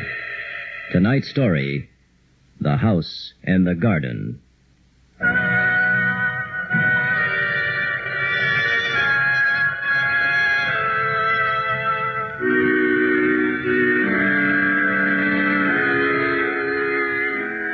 Our story concerns a medieval castle in the south of France and the strange events that befell its inhabitants. About the turn of the century, its owner, Count Jacques du Marigny, died. His the master of his father's estate. It was a sweat night, a few years later. A black-caped figure strained against the storm toward a towering gray structure looming defiantly above the barren countryside. It raced across a drawbridge into the courtyard like some giant bat closing in on its victim. A moment later, the figure pounded wildly on the massive main entrance of the ancient castle and was admitted by a small, hunched servant who led the visitor into the library before a roaring fire. The man stood, patiently drying himself. Presently, he noticed the gaunt features of something else watching him from a darkened portal. For a moment, the two were motionless. Then the visitor took a step forward and asked, Good evening, monsieur. I am Inspector Bordeaux of the Prefecture of Police. I am here in answer to the urgent summons of Count Jacques de Marigny. Perhaps you'll be kind enough to inform him that I am here. Speak up, man. You cannot stand there in the shadows all evening. Good. That is better. Step over here by the fire, please. Good Lord, man. You have the look of death. What is the matter? Take me to your master at once. Where is Count? I am the Count du Marigny. You? Thank God you've come, Inspector. Inspector Bordeaux at your disposal, sir. Now, will you explain these rather strange circumstances? Yes, in a moment. Monto? Did you call Master? 2 glasses of brandy. Brandy, sir? Yes, brandy. Brandy is in the cellar, sir. Cellar? Oh. Well, the wine from the kitchen will do. Wine from the kitchen. Thank you, sir. Wine from the kitchen. Your servant is frightened, monsieur. Please be seated by the fire, Inspector. You're drenched. Thank you very much. A terrible night, yes. The carriage hardly made the trip up the mountain road. But with the horses barking at the lightning, I did not expect to arrive at all. My apologies for summoning you on such a night. In so isolated a spot, a patient could die before a doctor could possibly reach him. The wine, Master. Oh, thank you, Monto. That will be all. A moment, if you please. Although the wine is fine, the brandy would have been better. Why did you not go to the cellar for it? Go to the cellar? That will be all, Monto. You may help in the kitchen tonight. Yes, Master. Thank you, Master. What is wrong here, monsieur? What about this cellar he seems to be afraid of? It's a long story, Inspector. Beginning with the house in the garden. The house in the garden? Yes. Continue, please. I sent for you because our lives here at the castle are in danger. Oh? Who threatens you? I am not certain. Have you received notes or visitors who might lead you to believe that someone wants to kill you? No. I suppose I'm not making much sense. I must agree, monsieur. You are not. Will you hear me out? My dear Count, I am a busy man. Perhaps you should have called a doctor instead. No? There may be a death here tonight. You will but listen. I can explain. Very well. At any rate, that wine was tasty. Oh, have my glass. I haven't touched it. Perhaps only a sip or two. I am not a drinking man, you know. Of course not. I'll have Monto bring us a bottle. Ah, very good. Now, tell me about the house in the garden. A little over 10 years ago, my father died. He left me this estate of over 1 million francs. Provision was that I must occupy the castle and remain here to retain title. I had lived in America since childhood, since my mother left my father when I was an infant. It was difficult, but I pulled out stakes and moved to France. And then I met an American student in Paris, Yvette Palmer. We fell in love. It was later that I learned she had another suitor, the Duke de Bastel. She couldn't decide which of us to marry. The Duke became an enemy and threatened my life. Why did you not go to the police? Would they have believed me any more than now? Good point, monsieur. Fine wine. Ah, yes, sir. Monteau? Just a sip or two, or perhaps a glass. I am not a drinking man, you know. Yes, sir. Monteau, a bottle of port. Yes, master. Go on with your story. Well, one night, there was a ball here in the ballroom. I was dancing with Yvette, and everyone seemed to be happy. Don't know, Jacques, but guess who just arrived? Darling, nothing matters tonight except you and me. It's our friend, the Duke. Oh? I don't recall sending him an invitation. Oh, he sees us. Jacques, he's coming over. Come on. No sense in having trouble on the dance floor. Now, that is a pretty picture, is it not? Two in love. Please, don't make a scene. Are you not leading everyone to believe I have lost you? Keep your voice down. Oh, you've made a choice all right, Yvette, so it was the fortune that really mattered. You don't want and have not, like me, a man who could give you everything but money. That's not true. Go ahead, marry a checkbook and a pressed suit of clothes. That is all you are getting. It won't be a man. Uh-oh. Here goes 30 years of gentlemanly upbringing. Sorry you said that, my friend. Oh, watch out! The Duke has a knife. I'll kill you. Maybe a difference of opinion about that. He would have married me if you didn't come along. Now, just of your throat is. That knife away, you fool. Oh, you're so embarrassing. Stop it this minute. Both of you. It will be over in a moment. If you kill me, you'll never live to marry Yvette. Up off the floor. I'm ashamed of you. Very well, Yvette. I have a better plan to settle our differences anyway. Do you care to listen? Put the knife away, and I might. You act like two spoiled children. You're disgraced in front of all your friends. Very well. Let us go into the other room. You know, you cut my neck. Oh, it's bleeding. You made the mistake of getting me excited. Take my handkerchief. That will stop the blood. You know, I don't think you were bluffing. I would have killed you. Now, what is this plan of yours? A wager. A wager? Yes. For what stakes? 1/2 your fortune. What? I didn't think I hit you that hard. What is the wager? The little stone house in the garden. The one used for storage. I wager I can span 10 years alone in this house without once coming out, seeing or talking with anyone. But it's like a prison. No windows at all. Only a door and a narrow slit at the roof for air. The stone walls are 6 feet thick. Make it comfortable for me. Get a servant to lower a foot tray once a day through the slit in the ceiling. All I ask is that you send me anything I want to read. I will leave notes to that effect in the empty food trays, which can be lifted out after I have eaten. And if you remain for 10 years? I collect half your fortune. One more thing, though. Yvette should wait until the wager is over before choosing between us. It will be fair, then, as I will have as great a fortune as you. Suppose you leave before the time is up. I lose and you are free. Now, to make it legal, we will have a lawyer draw up contracts. The first to violate the agreement forfeits the wager. What do you say, Yvette? You mean we won't see you again for 10 years? That is correct. And you must not contact me. Perhaps I will be more attractive to you when I am wealthy. What if I refuse to do this? Then I will kill you. I see. Very well. It's a deal. But remember, we'll all be bound strictly by the contract. Exactly. Are we not men of honor? And that's the story behind the house in the garden. The Duke de Bastel has been there ever since. Incredible. When does he get out? The 10 years will be up at midnight, day after tomorrow. Has the Duke kept his bargain? To the letter. Monteau lowers the food tray once a day, and we hear nothing from him at all. So? Then why have you summoned the police? Jacques. Who is that, monsieur? My wife, Inspector. Yes? I do hope I'm not interrupting. I must talk to you. Certainly, my dear. Inspector Bordeaux, the Countess Yvette du Marigny. How do you do? It is my pleasure, madame. Yvette, did you say? We were married 5 years ago. I see. She did not wait. Darling, we can't use the East Wing tonight. Oh? Why not? First the cellar and now the servants won't go near them, Jacques. What will we do? Has something happened, Countess? Yes. Please tell him, Jacques. There have been 2 deaths in as many nights. A gardener in the cellar 2 nights ago, and a maid last evening in the East Wing. How did they die? Apparently natural deaths, both elderly. Bodies were taken down to a village doctor who said he could find nothing suspicious. Did you expect to find anything suspicious? Well, you see... Inspector, there is more. 2 deaths in 2 nights under natural conditions. Probably coincidence. Nothing else. Again, why have you called the police? The drums. Drums? We heard them before the gardener died, and again last night before we found Suzette. What manner of drum? The kind you might hear in a jungle. Someone is playing the game with you. Who? Yvette, Bonto, and a dozen other trusted servants live here with me.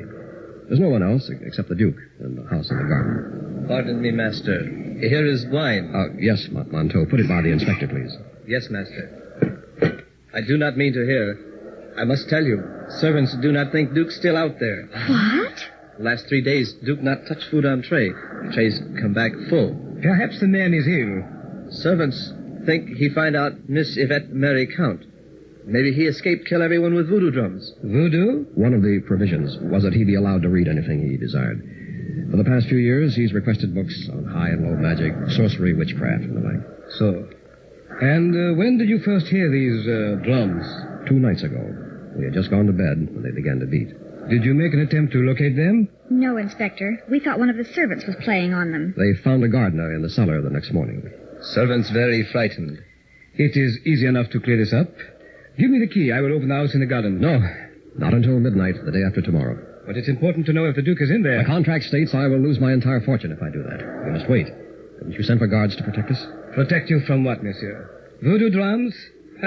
Inspector Bordeaux would be the laughingstock of all France. No, my dear Count and Countess. You have made a childish wager with an equally childish Duke. And now you are allowing your nerves to play fanciful tricks on you. I cannot help you. My coat, s'il vous plaît. The road back may be washed out, Inspector. It's a terrible night. Indeed, yes. Yes, it is a bad night. You are welcome to stay the night. There really is something wrong here. Maybe you can find it. If drums come again, servants leave, I think. Inspector, have you tried our grape wine? Best stock we've had in years. Ah, the wine. Indeed, yes. Put me up. Just for the night. Perhaps this does bear some looking into. Fine. 2 bottles of grape, Monto. 2 bottles of grape, master. Good, Monto. Mind you, only a sip or 2. Perhaps a glass. Remember, I am not a drinking man. Thank you for remaining, Inspector. Let us retire now to the safety of our rooms. I know that you recognize the danger here, if the drums beat again tonight.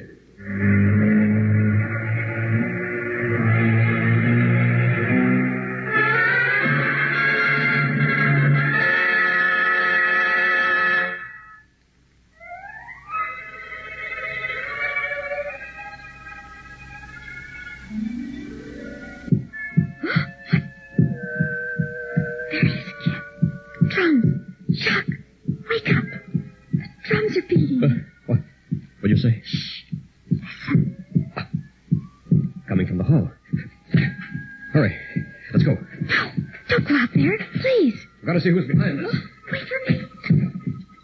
Stand on one side of the door. Shh. There's something outside in the hall. Shh. Watch it.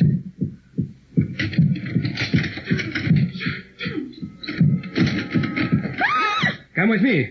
Inspector Bordeaux here. Our midnight drummer went around the corner. With haste, we might apprehend the scoundrel. Oh, Inspector, Lead the way, Inspector. You have the lantern.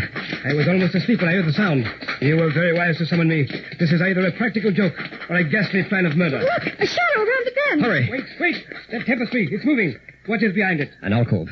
Our phantom is probably in there. Careful now. Now, up! Marie! Oh, no. I didn't have to do this to you. Who is this girl, monsieur? Marie, one of my wife's maids. Is she? She's gone. A dreadful look of fright. Were the others like this? Yes. No signs of violence. Hurry! He's getting away! I must have gone up the west tower. If I handle the lantern, I'll lead the way.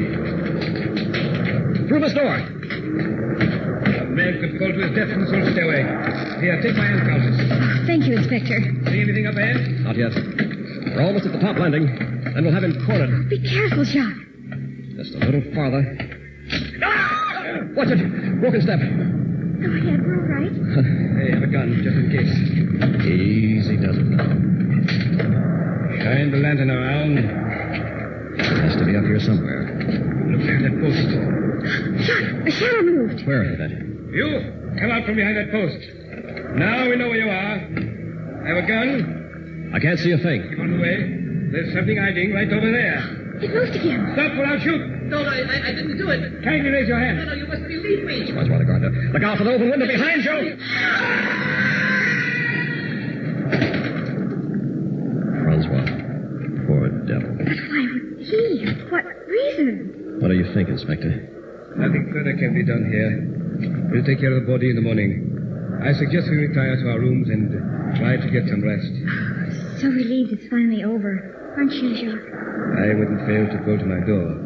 Why? Because, my dear, you are wrong. The real killer is still at large.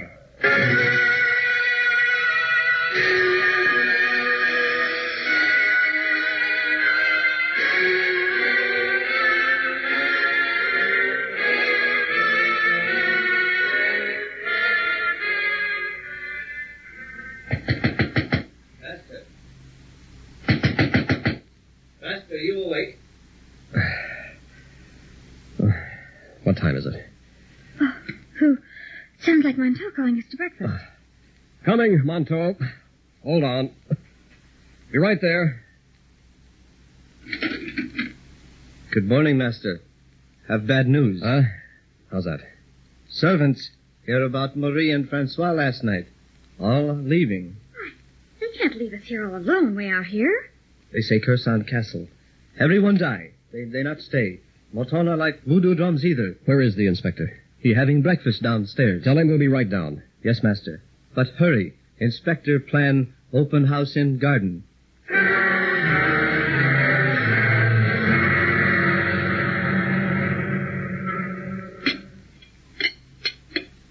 They left breakfast the cook made before she left. May I share it with you? I'll have only coffee, please. And you with that? Oh, yes, just coffee. Montauk says you plan to open the house in the garden. Indeed. It is about time. Or do you both want to die in your sleep? And you believe there is someone in the castle causing this? Not necessarily. Oh, how did you know it wasn't Francois? The killer we were following had already passed the tower room when we found the dead maid. He couldn't have come back without being seen. Francois found Marie before we did. Afraid we would mistake him for the murderer, he, like a coward, ran up the tower. He accidentally fell out the window. Master, the servants now gone. Only we left. All right, Montauk. Inspector, I have a plan. Give me one more night. One more night, monsieur. May find all of us dead in our beds. There is a madman loose. I cannot risk it. Montauk and guard Yvette in the castle tonight. You and I will take up watch by the house in the garden. What do you say? I think we should leave this place immediately. Yvette, how about it? One more night? Oh, I'm frightened. But if Montauk will promise not to leave me. Montauk guard Countess with life. There we are. Now, how about it? Well, it seems I am outvoted. Very well, then. One more night. However, I cannot guarantee you will be alive in the morning.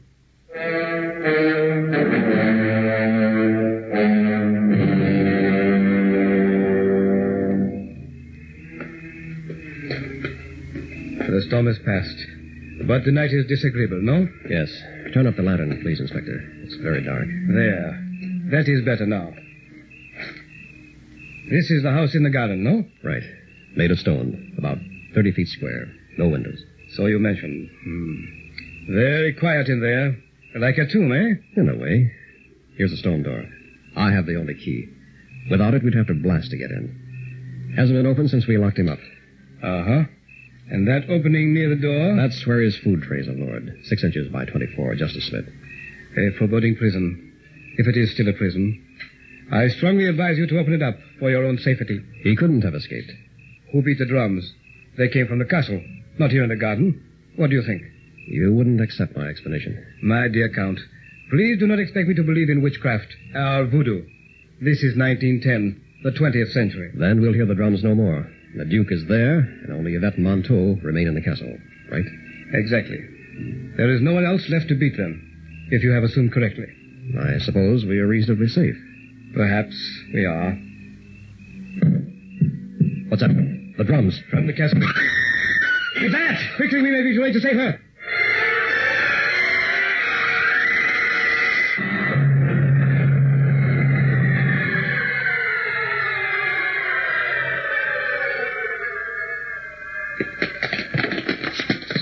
Cellar door. Drums came from the cellar. I think so. I will go first with the lantern. There's nothing down here except rows of wine casks. We will be at the bottom in a moment. You see anything? Only wine casks. Listen. What is dripping? Wine? Hardly. Come on. Dripping is growing louder. Perhaps around this corner. Something on the floor there. What? Wait. Monto! Is he dead? No. A blow on the head. Monto, quickly. Where is the Countess? I protect Countess. Someone hit me with drum. I dragged you into the cellar. But where is the Countess? Inspector, the dripping. It's blood. Indeed. Overhead, something lying on that wine cask. Raise the lantern. It's a woman. The Countess. She's alive. Her face is turning toward... Good Lord. What happened to her face? Is that... No! They didn't... Oh, God, they didn't do this to her. I won't believe it. She is dead, my friend. This will not help her. I know it is. He couldn't stand my happiness. The Duke. Yes, the Duke.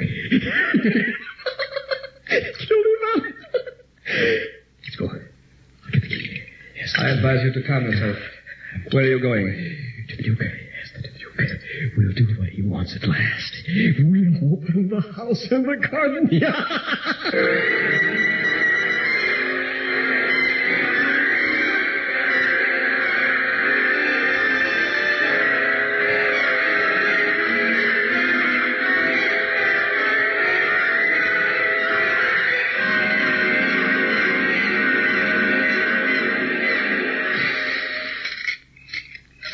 Bizarre. Most unusual. This door has been locked for years. He could not escape. Monsieur, I am completely baffled.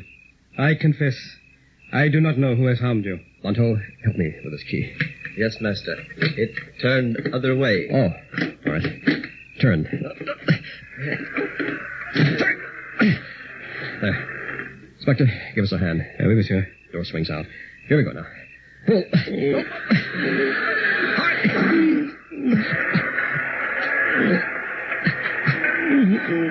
Let me go first. I am armed. Bring the lantern, Monto. Yes, Inspector. What do you see? Is he there? I do not see him as yet. Shine the lantern on, Monto. Well? He is not here. He has escaped. What? I believe I understand everything at last, Count de Marigny. Quickly. Where is he, Inspector? Give me time to think. He could only have escaped with the help of one person, the man who brought his food. You accuse me? Yes. No. Monteau used your key to open the door. The Duke escaped and planned the voodoo drum jets with the help of Monteau, who did the actual killing. No. Monteau? But why? The Duke promised you a part of your fortune. They hoped to frighten you into opening the house early in order to collect your entire estate. And they have succeeded, monsieur. You lose everything. The Duke broke his agreement first by escaping. Only after I learned Yvette had not waited for marriage as agreed. Now have you not opened the door and found me here? You? The Duke de Bastel? My dear Count. Have I changed so much in 10 years? You promised you not tell. The beard. I see. I intercepted your summons for the police and masqueraded as Inspector Bordeaux. Then I persuaded you to open the house in the garden, where you found that the Duke had gone. Inspector, the door is closing. We've been trapped to die. No. Stop. Don't close the door. We can't get out. We'll die. No. Don't do it, Count.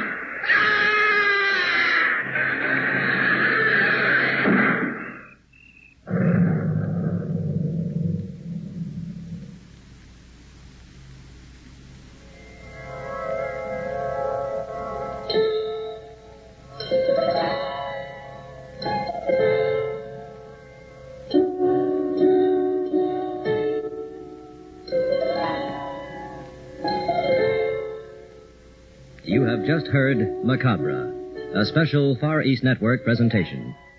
In our cast were John Buey as Inspector Bordeaux, Walt Sheldon as the Duke de Bastel, Shirley Ashey as Countess Yvette, William Verdier as Count Jacques de Marigny, and Airman First Class James Conley as Monteau. Technical supervision by Airman First Class Larry Clemens. Special sound patterns by Air Force Sergeants Bob Eddy and Newell Stewart. This is Air Force Sergeant Al LePage speaking. Macabre was written and directed by William Verdier.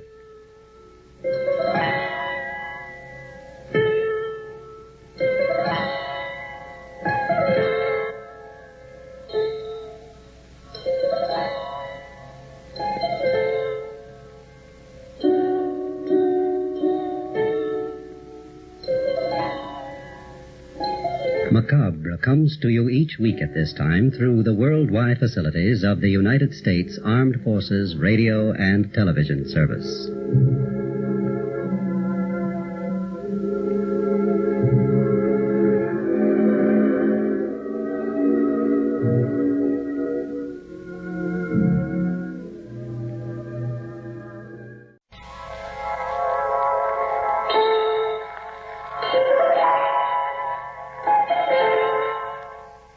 Man lives in a world of time and space. He lives in a spectrum of the universe. When he ventures beyond this limit, he is in the unknown, a realm where strange forces are brought into play. When man attempts to misuse these forces, he is sometimes destroyed.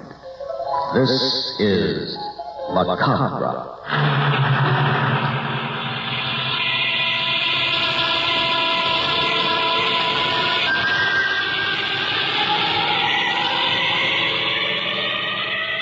The Far East Network presents in special performance Macabre. Tonight's story, The Midnight Horseman.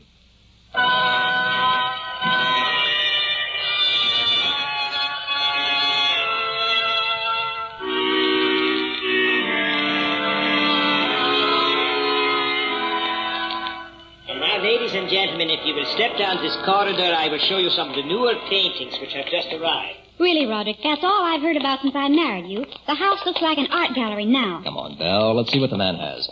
Jason, you and Ella with us? Yes, Rod. Thanks to you, I know every art dealer in town personally. Don't be so hard on the boy, Ella. Why, he shops for paintings as you would for hats. Who knows, someday he might find a lost Rembrandt. Ladies and gentlemen, here is the find of the century. The artist is an unknown Oliver Turnquist. It is called The Lake. What is the price? Its value has not yet been determined. It was part of an estate sale we purchased recently in Europe. I should say in the neighborhood of $10,000. Notice the clean strokes of the brush, the kindness. Roderick, in the corner. Do you see that? No. Where? The picture of a knight on horseback. What are you two whispering about? Yes, I see it. May we see the painting of the horseman? The horseman? Yes, the old canvas in the corner. Oh. The one with the knight. That one.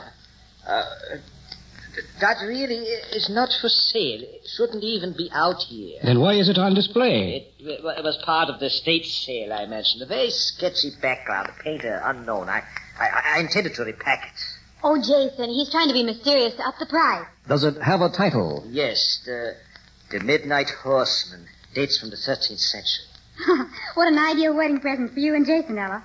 Ghastly. Besides, he hasn't asked me. It's said that all Irishmen marry late in life. I'll get around to it, my dear, in time. May I have a closer look? I would prefer not to show this... Mr. Brum, we just want to look. Very well. But I cannot be responsible. You bring this on yourself. Don't let him stick you now, Roderick. That's an old gag. Here it is, ladies and gentlemen. A portrait, one that should never have been painted. An old canvas, 700 some odd years. I ask you to examine it quickly and then allow me to put it away. Oh, Roderick, it's terrifying. You're not going to buy that. I won't have it in the house. I'm just looking at it, Belle. Magnificent. A black-hooded knight with a silver lance, seated on a white horse by it. It is supposed to have been posed by a knight about 1250 A.D. He was betrothed to the Princess Belinda when she was abducted and slain by a ruthless Baron. Years afterward, he would search the inns by night in quest of the slayer. The legend grew. It was said centuries later that the flying hoofs of the midnight horseman could be heard searching the countryside for his beloved Belinda and the cruel Baron. An interesting story, but I don't see why you should be so upset by it. You see, sir, the portrait's been in my possession about 10 days, and it's hard to explain, but it seems to be more than just a portrait. I am afraid of it. Fine showmanship. That lad, Mr. Collin. He's just raised the price by at least 10,000. Why, it's just awful. Sitting there with that black hood. He looks like a hangman. Roderick, I won't have it in the house, and that's final. Ah, good. I'll remove it. Mr. Blum. What do you think, Jason? For some reason, I think the man is actually frightened by his superstitious ignorance. The painting is a masterpiece. Nothing else. Buy it if you can. I'll give you 10,000. Please, Mr. Linfield, you are a man of wealth, and I am but a poor dealer in the arts. Do not tempt me. I've got to have that portrait. 12,000. Don't do it, Roderick, for my sake. 15. My final bid. What do you say, Mr. Blum? A hard bargain. Very well, if you must. Good boy, Roderick. Good boy. I do so with reluctance. They say that man makes his own hell. I hope you haven't just made your own.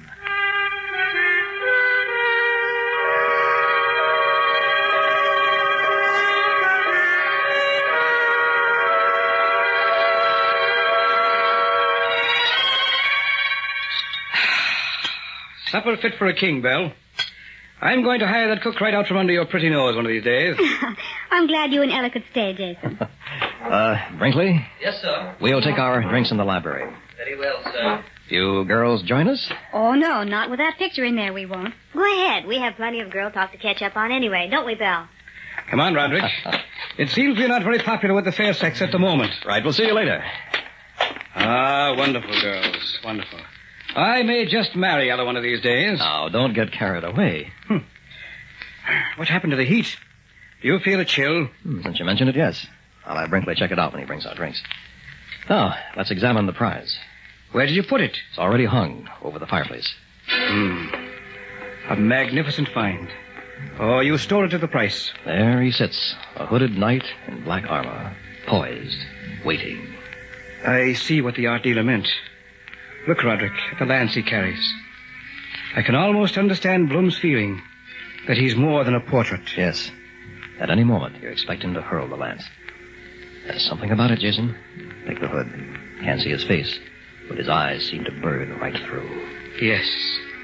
That proves my suspicions. Roderick, I think I know what's wrong with this portrait.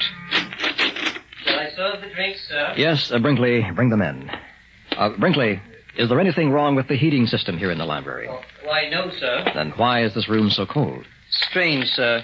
It became this way shortly after you returned from the city today. I see. Thank you, Brinkley. That'll be all. Yes, sir. What do you make of that?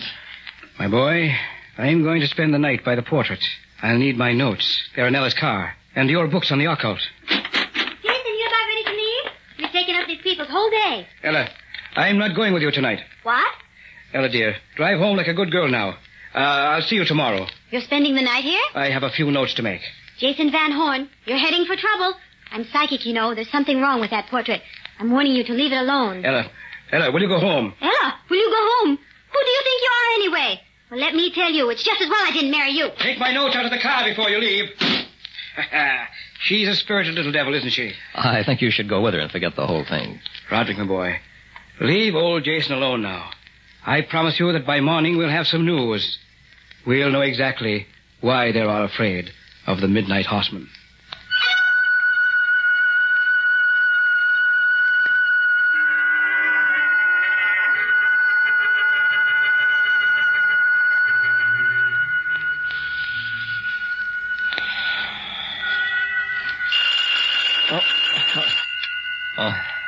Phone.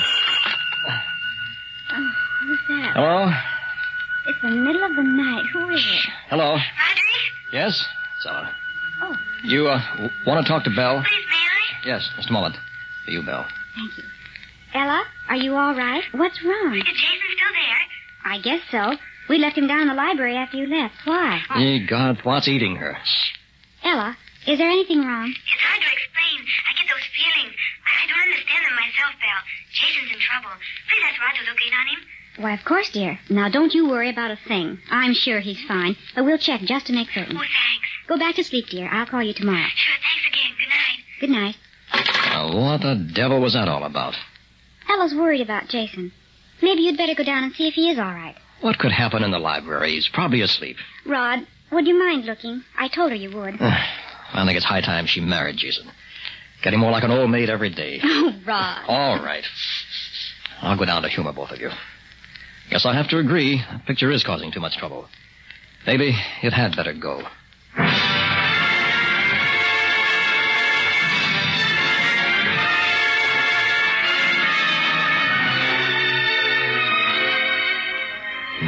Library door still closed. Not a sound from in there. He must be asleep. I'll knock quietly on the door. Mr. Van Horn asked not to be disturbed, sir. Brinkley, what are you doing up? I have an upset stomach, sir. I went to the kitchen for a remedy. Did you check on Mr. Van Horn? No, sir. As I said, he asked not to be disturbed. When did you retire? About 11, sir. To your knowledge, is he still in there? Yes, sir. I have heard nothing since you left him last evening. Mm-hmm. Well, we'd better have a look. Jason? Jason? Jason? Are you in there? Perhaps we should go in, sir. Yes, Brinkley, perhaps we should. Strange. There seems to be no heat in the library. No light either. Don't turn it on yet. Although it shouldn't be off if he's working. Look around. Can you see him? No, sir. Something peculiar here. Jason! The portrait. It's no longer over the fireplace. Brinkley, by the hearth. Shadow. Yes, I see it. It's sitting on the floor. Does that look like Jason to you? No, sir. Quick, the light. We may be too late. What? It's Mr. Van Horn, sitting on the floor in front of the portrait. His eyes are open, sir. But he doesn't move. Is he dead, sir? We'll see. Pulse is all right. No? Some kind of trance. Jason, snap out of it. Wake up. Perhaps if we turn the portrait around, he seems to be staring at it. Go ahead. Try it. There, sir. Yes. He's stirring. What's the matter here? Get us some brandy, Brinkley. Yes, sir. And remember, not a word of this to Mrs. Winfield. I quite understand, sir. Roderick, I thought I told you... What time do you think it is? Why, just a little after midnight. Now, what was that? It's nearly 4:30, Jason. I see. Thanks, Roderick. You were staring at the portrait. Apparently, among its accomplishments is a strong hypnotic power. What did you find out? No wonder Blum didn't want to sell. He also knew the truth. Meaning? My boy, this was painted by a medieval alchemist, or a man with occult powers. An entire ritual is depicted in symbolism. I've copied it down on paper, see? What does it add up to? Just this. Give me a day to correct these figures. Tonight we'll perform an experiment that has waited through 7 centuries for fulfillment. What are you talking about? Roderick, lad, if I can duplicate this ritual faithfully, tonight, right here in the library, we may stand face to face with the real Midnight Horseman.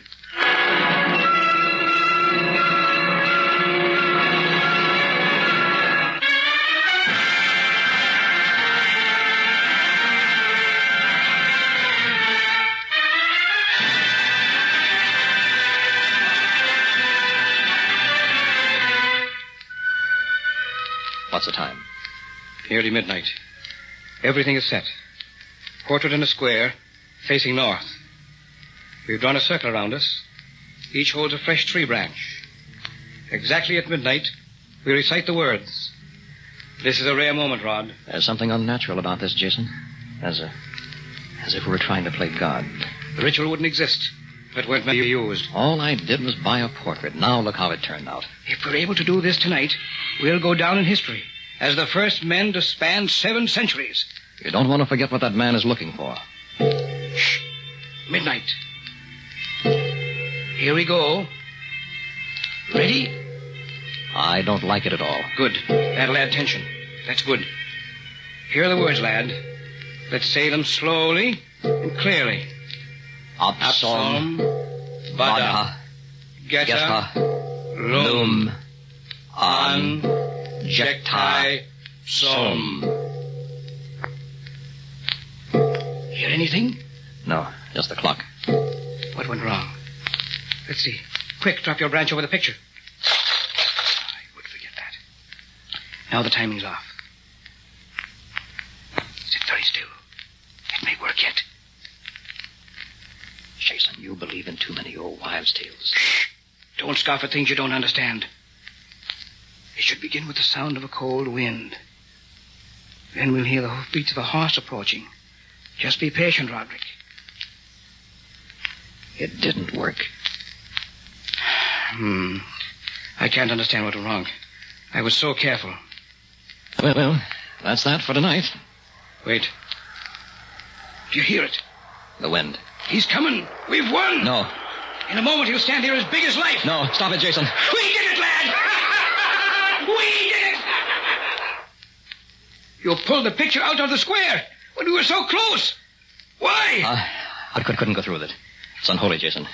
We shouldn't be doing this. Lad, I'm disappointed in you. Now we'll have to pick another night. Start all over again. I'm sorry, Jason. You can try again tomorrow if you like. Busy then. Have to wait till the day after. Okay, the day after. All right, at least we are certain now. It's just a question of time until we meet the man. In person. In this very room.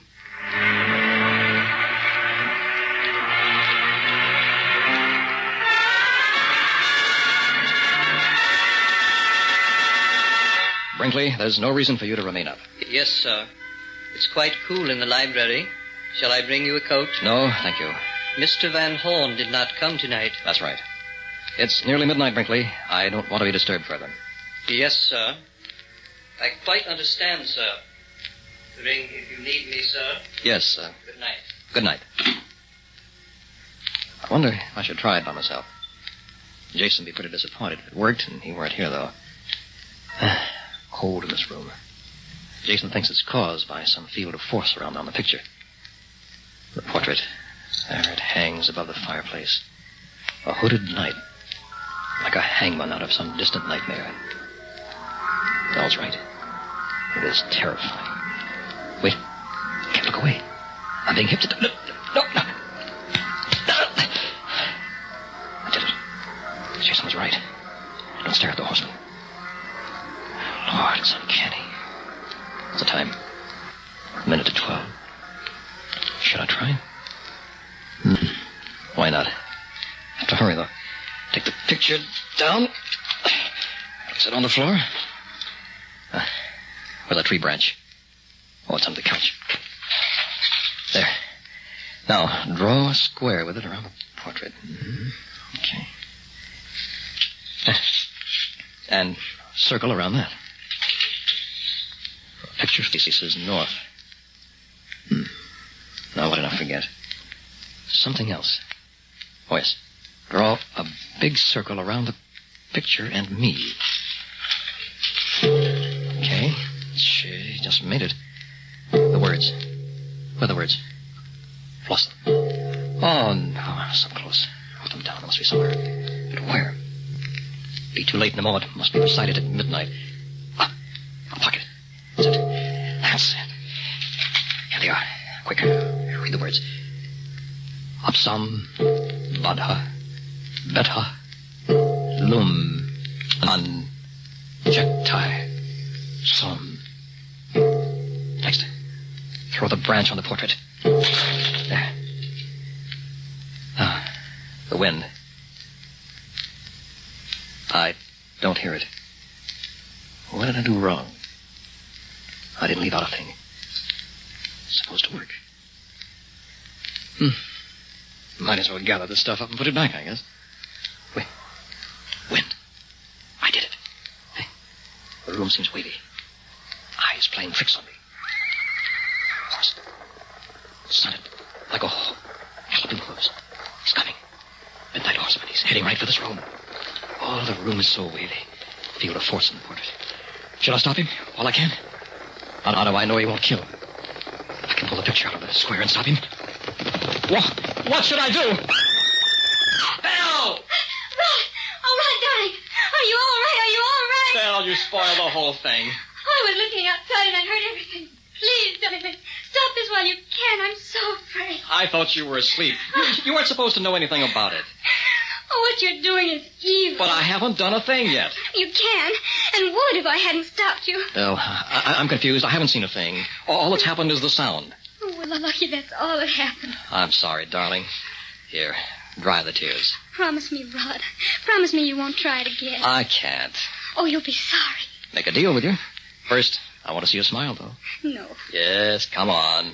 A big one. Oh, Rod. Hold me close. That's better. Poor little girl.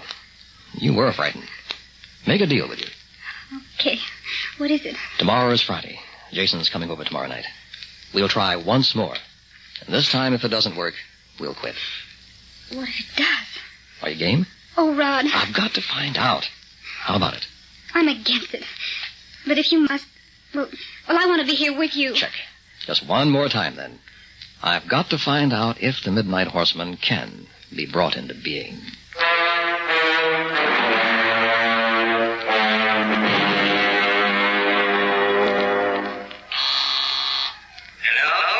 Hello, is this Eric Blum? That's right. I'm Miss Ella Case. It's about the portrait you sold Roderick Winfield. It's quite late, miss. They've read some kind of symbolism in it. What? That's the reason I didn't want to sell it. Are you certain? Some rich, I believe, they perform at midnight. Where? At the Winfields. For all I know, they may try again tonight. Good Lord, it's 11:30. What is your address, Miss Case? 246 Maple Drive. Not a moment to lose. Pick you up in 10 minutes. If they bring that man back, I wouldn't give a nickel for their lives.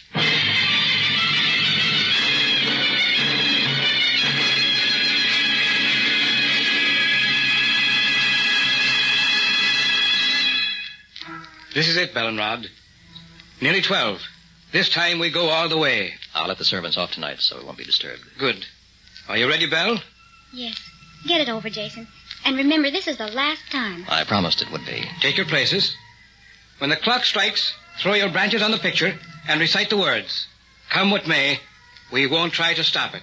Oh, Rod. Take it easy, Belle. Everything's going to be all right. The branches, quick! The words now. We'll read them together.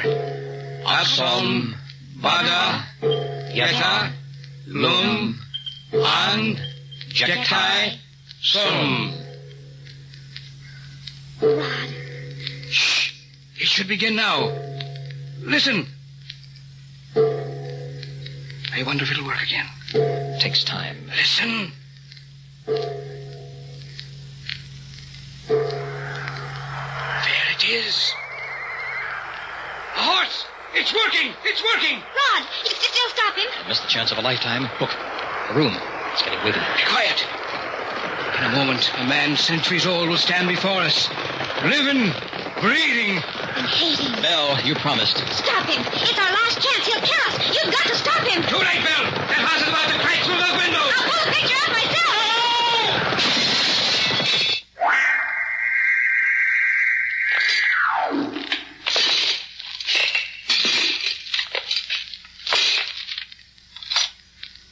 Just like the portrait. Black armor. Black hood. Silver lance. The Midnight Horseman. My dreaming. What? He's pointing the lance at me. Thou hast fulfilled the prophecy. Know ye, I have found the beloved Belinda. He's taking Belle. No! Thou knowest me well, Baron, without the hood. He raised the hood. No! Not you! Dead to me, Slayer! Not the lance!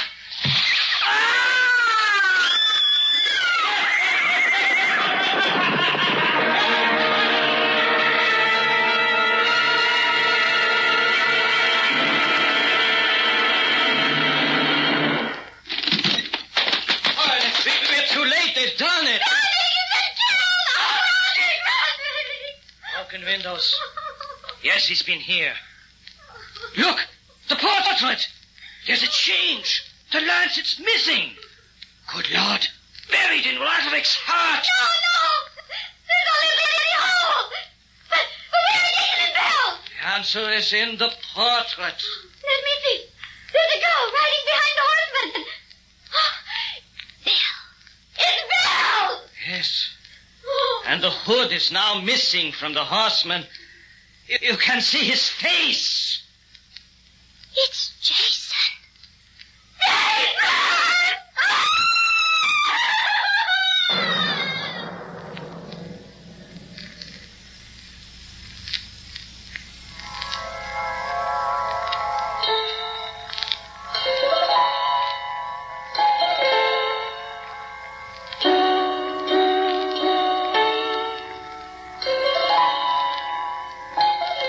You have just heard Macabre, a special Far East Network presentation.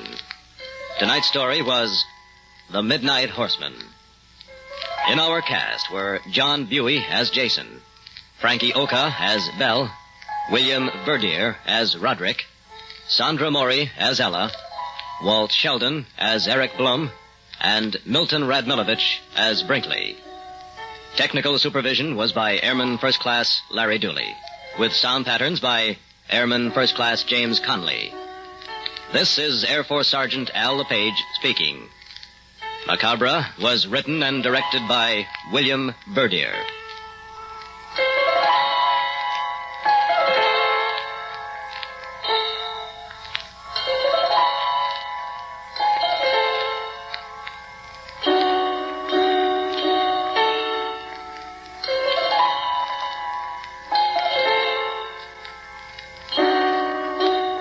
Macabre comes to you each week at this time through the worldwide facilities of the United States Armed Forces Radio.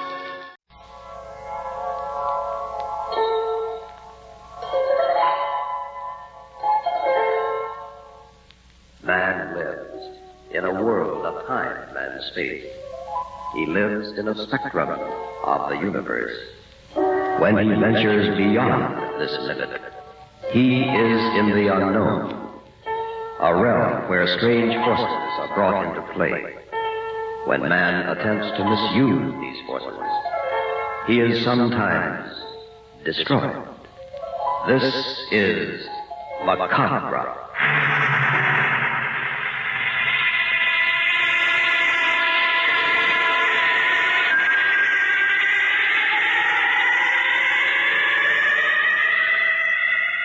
The Far East Network presents in special performance, Macabre. Tonight's story, The Avenger.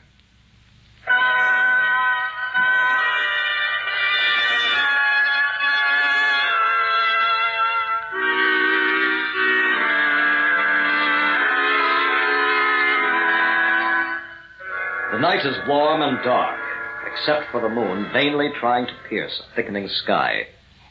There is a lonely light in the library window at Hale Manor.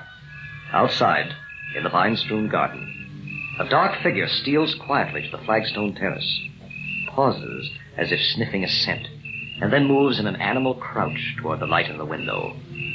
Dr. Burton Hale sits in the library, reading, unaware that, had he glanced at the window, he might have seen something pass.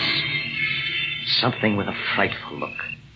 Something that now was trying the knob of the French doors leading from the terrace to the library. Who's there? Who's there, I say? Strange, it sounded like someone on the terrace. Perhaps I'd better see. Is anyone out there? Who is on this terrace? Dan Forrest. Dan, what the... Quick! Let me in. What's wrong with you, Dan? Time to talk. Lock the door. Turn out the light. Now, just a minute. Do as I say, Doctor. Good. It's better. You see anything out the window? What am I supposed to look for? I'm serious. Something tried to kill me. I barely made it over here. You're overwrought. Sit down, Dan. I'll get you a sedative. I'm a friend in trouble, not a patient, Doc. Have you been drinking? That's a great idea. Scotch. Make it big. All right. You could use one. Have a seat. I'll be with you in a minute. Yeah, thanks.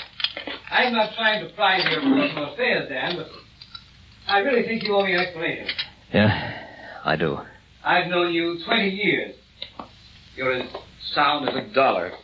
What makes you think that someone is trying to kill you? Judge for yourself. Started yesterday morning. I was crossing 3rd Avenue.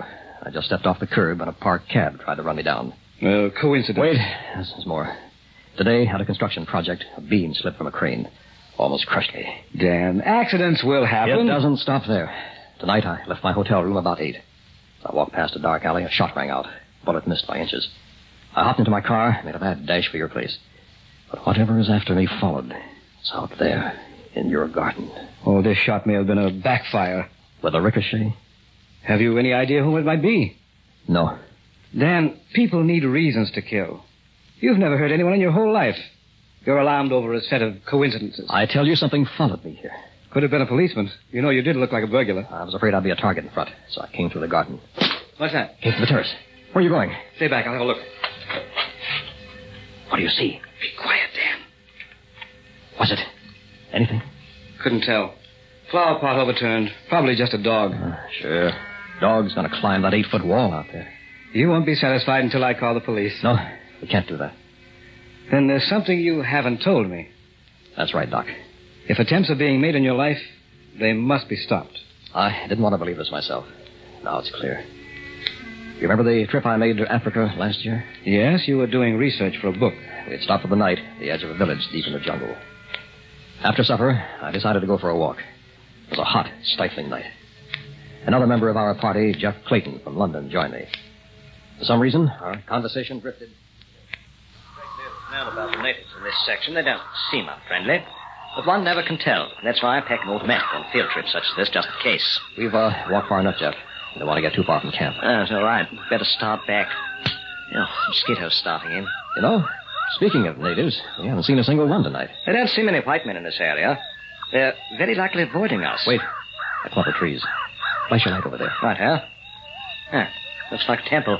Come on. Let's see what it is. Take it easy, Dan. They are sometimes sticky about their temples. Just have a look. There's no harm in that. No, I guess not. How do you suppose they got all the white stone? It's all in white. Well built, too. Well, for a primitive native tribe, you might say so. They can be deucedly clever in certain ways. There it is. Look here, I don't mean to cry wolf, Dan, but the missing natives are not so missing now.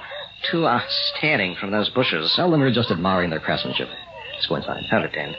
One of the natives is motioning to us. Don't go in, Dan. He's waving you off. I told you they'd be sticky about this. Entertain him, Jeff. He's more your type. Take only a moment. I'll just glance inside. Don't, Dan. Come back. There'll be trouble. You're violating their sacred temple. Well, now you've done it. I don't know what they're chanting, but it's no lullaby. Quick, come out of there, Dan. Come on, get out of that temple. Dan. Remarkable structure for the middle of a jungle. Let's make a break for it. Uh-oh. They've stopped the chant. An old man in a robe. He's walking toward us. White man, go in sacred temple. White man evil. He speaks good English. He's probably taught by a missionary. Only spirit go in temple. White man die. Here it comes, that old hokum. Spirit's angry. Say a white man die 12 full moons. I say, old man, let's get back to the camp before they get far. I'll just return to the camp. I didn't give it any further thought. I'm not superstitious. I believe in all that stuff anyway, Doc.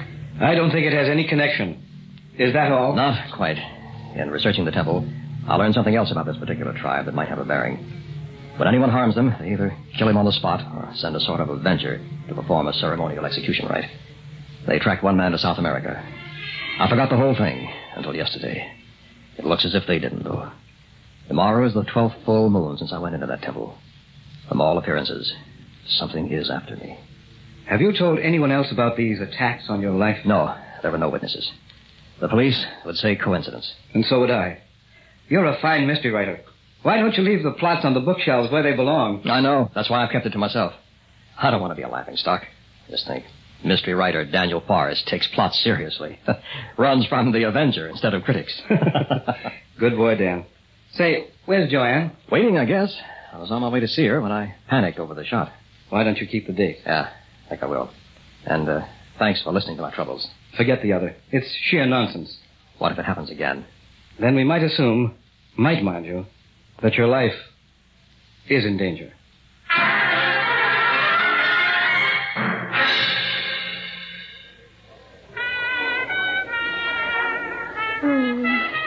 You dance divinely, darling. Yeah, I guess I do. Dan, are you all right? Huh?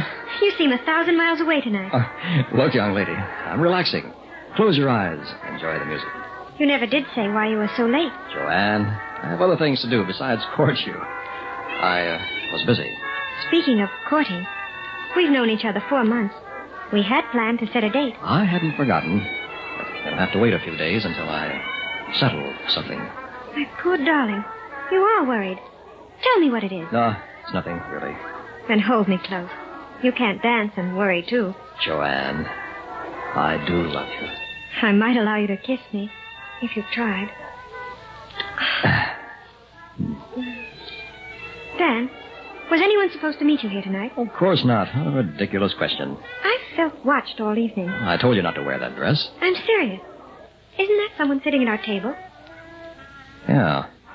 Would be in the shadows. Can't tell whether it's a man or woman. Come on. There's a crowd on the dance floor. Pardon us, please. May we get through? Hang on, I'll push. We're in a hurry. Let us by, please. There's our table, Dan. It's empty. They've gone. That's strange. We both saw someone sitting there, didn't we? I thought so. If I could just have seen who... Look, a burning cigarette. There was someone here. American brand. Doesn't tell us a thing. Dan, please.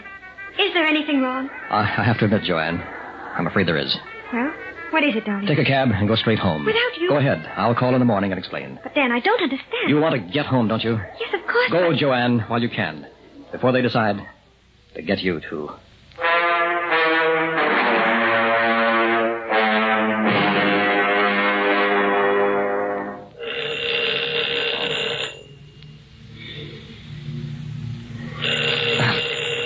Never fails. Dead of night. Hello? Hello? Phone did ring, didn't it? Hello? What? Hung up. It was someone. Hello? Who are you? Hello? May I help you? Who is this? The night clerk, sir. Have you finished your call? What call? What the devil are you talking about? Someone phoned you, sir. You rang your room and left the line when you answered. Who was it? I'm sorry, sir, they didn't say. Who didn't say? A man or a woman? Really, sir, it was a hoarse voice. I couldn't say. Always get their names first, you understand? Yes, sir. Anything else, sir? Yeah. Get me Plymouth 50067. Yes, sir. Call it imagination if you like. No mistake now. They're after me. Who could it be? I haven't the slightest idea. Hello? Hi, Doc. Dan. Oh. Are you all right? Yeah, but they're closing in. Any further developments? Watched us all evening. Someone just called me at my hotel room. Oh? Who? Hung up without speaking. I have no idea. Uh-huh. Still doesn't prove anything, Dan. Might be a prankster. No one else knows anything about the temple episode, except you and Clayton. That's true. Tell you what. There's a little museum on the east side. Specializes in African tribal relics, run by Professor Maringo. We'll go there in the morning. This professor is an authority on native superstitions. He may be able to help. Yeah. Thanks, Doc. And Dan, assuming what you said is true, we won't take any chances. Lock the windows and door. When I pick you up tomorrow, I want to find you alive.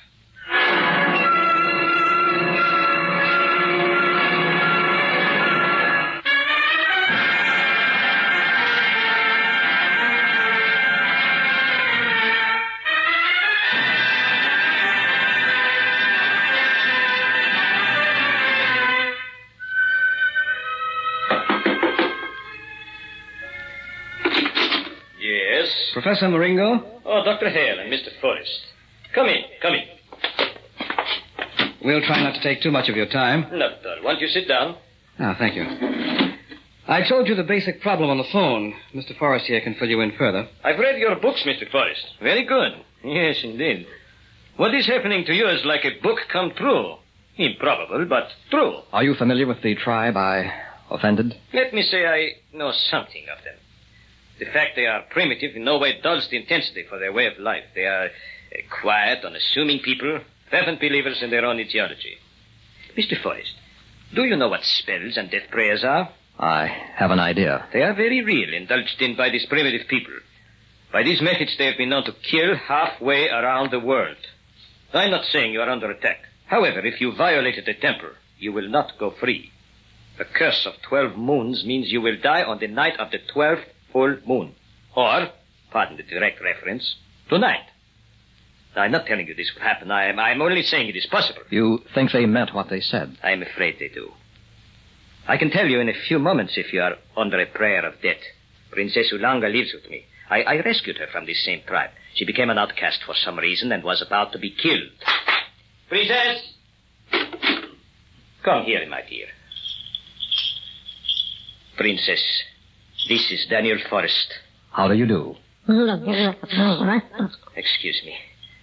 Before I could rescue her, they had cut out her tongue. Good Lord. Mr. Forrest violated your tribe's sacred temple. They have cursed him with death. Do you feel a spell on him? She says she will test you.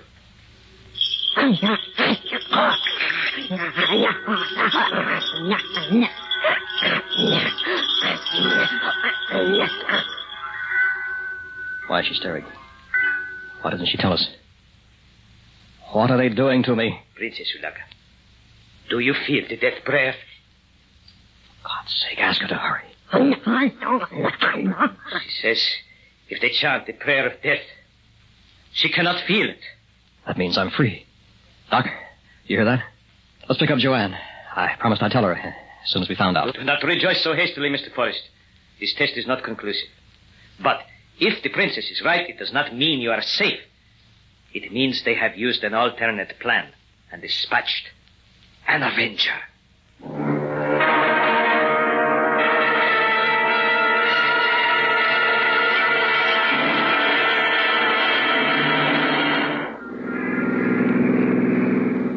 Well, right back where we started, eh?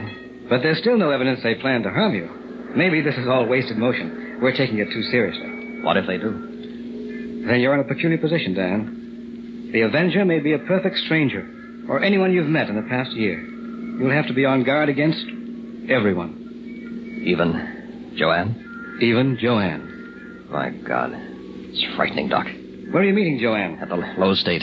The theater? Yes, Greg Cardona, a mentalist, is playing there. An old classmate of Joanne's. I thought he might be able to help me. I asked her to arrange an interview. Uh-oh. What's the matter? Count me in. What? I had to be sure, Dan. Now I am. You're not making sense. We're being followed. Where? Black sedan, second car back. Can't tell who's in it. Keep your appointment with Cardona.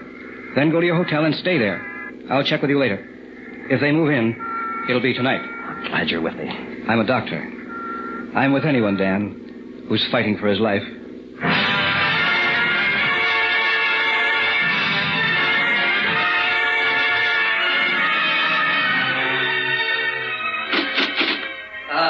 You must be Mr. Forrest. I am Richard Cardona. How do you do? Joanne mentioned your problem. Would you step into my dressing room, please? And how have you been, Joanne? Fine, thank you. Be seated. What can I do for you, Mr. Forrest? Dan's in real trouble. He needs help, Dick. I'll do what I can. Ask me a question. I am a mentalist. All right. I think I'm being followed. Yes, you are. Who is it? That is not clear. I can't tell. Go on. Are they connected with an African native tribe? I see natives. I would say yes. What are the natives doing? They are busy. Busy? At what? Coming from a great distance. Hard to make it out. Please try, Dick. We have to know. What are they doing? Be perfectly still for a few moments. I'm quite tired, you know. Too tired, really, to perform feats of this kind. I'll concentrate once again. This time we may learn something. There is the village again, and a group of natives. They are chanting and dancing before a white temple. Yes, a white temple. The rite is called... there it fades again. What is it called? Do not interrupt. It is called... strange name. The Curse of the 12 Moons. Oh, this couldn't possibly concern you, Mr. Forrest. I shouldn't invade the privacy of their rite. What else can you see? It's merely a death watch common to the natives of the jungle. They're avenging themselves against an evildoer. Just a moment. I may be able to see more. Let me slip into a deeper trance. You really went into a deep one. Look how pale he is. That's dangerous. Dick, please be careful. What's he staring at? Dick, stop it. Come out of it. I'm all right. What did you see? Joanne, do you love this man? Yes, I do. I ask you a question. My friend, I am sorry for you. For both of you. What did you see? The angel of death. You will die tonight.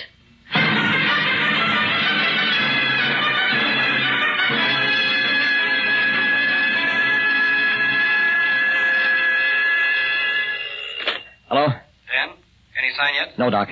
Very quiet here. Good. Now stay in that hotel room and don't let anyone in. Understand? Your life may well depend on it. Doc, the windows and doors are locked. Barricaded. I'm sitting in the dark by the phone. If someone should get in, this 45 automatic will end his troubles. I'm across the street from your hotel at an all-night lunch counter. Your room is on the 3rd floor. I can see the windows. I'll watch from here and call you back in case something does make a try for you. It's 11:30. Be careful and stay awake. I'm not likely to do anything else. Thanks, Doc. Don't let anyone in. That's very important. You've got to be realistic, Dan. We don't know who it is. I know. Good luck, my boy. Thanks. Bye, Doc. Doc's right. I'm in worse shape than a prisoner in the gas chamber. At least he knows who's going to kill him, how, and when. All I can do is sit in the dark and wait. Maybe my best friend. Anybody I've met since the trip last year. It's a cinch. He'll try to get me through someone. If it's someone I don't know, he'll come through the windows of the door. If it's someone I do, he'll phone from the lobby. Try to come up. I just have to wait, see which it is. Full moon shining through the window shade. Curse of the 12 moons. Damn those superstitions. I didn't mean to hurt them. Why can't they forgive and forget? It's primitive gangsterism. That's it. Someone wanted to come up. Oh, I'm almost afraid to find out. Hello? Hello? Mr. Forrest, this is Richard Cardona. I am in the lobby of your hotel. I must see you at once. I'll bet he'd like to.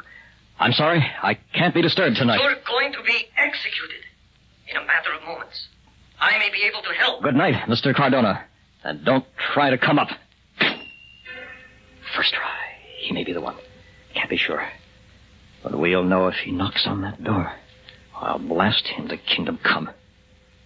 I'm waiting, Mr. Cardona. We'll see who's to be executed tonight. Cardona began. Now, look, you... No time to talk. I'm Professor Marinko. Princess Ulanga and I are in the lobby. I warned you. I won't listen to a thing you've got... Princess has changed her mind. The curse. You are marked for death. We are coming up. If you do, I'll kill you. That doesn't make sense. The three of them couldn't be mixed up in this. Or could they? Lord, so quiet up here. I know it's my imagination. I can almost make out headgear. Natives. Witch doctors. Watching. From across the room. Smells like leaves. Flowers. Jungle. Oh, God, it's not real. If I could only turn on the light to be sure. Oh, who's that? Dan? Dan, it's Joanne. You've got to talk to me. Not Joanne, too. Can't be. Darling, Dr. Hale is with me in the lobby. Oh, God, both of them. Dan, I know you're there. Talk to me, please. We're all down here together, Dan. Don't be afraid. They're going to get you, but not through us. Not through them?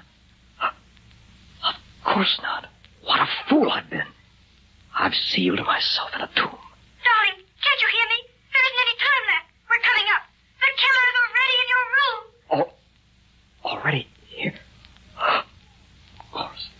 For God's sake, yes! Hurry, Joanne! I see. Played right into their hands. Strap myself to the death chair. Quick, the light. What's that? Native chant of death? In this room? No, stop. I've got a gun. Go ahead, Dan. Use it. A voice. Where are you? Right here. Inside. Who are you? Man is really in two parts, Dan. Half saint, half devil. You are... Commissioned to kill you. I don't believe you. At your right hand, you drop the gun. Now, it reaches for the butcher's knife. You use to cut more bread. No, it won't. I'm stronger than you. Not against the prayer of death. You're weak, Dan. You should have spent more time developing your better half. This isn't real. I can't be struggling with myself. I'm not my own avenger, but the hand, the knife. Moving toward our eye. No! The prayer of death has ended. And so have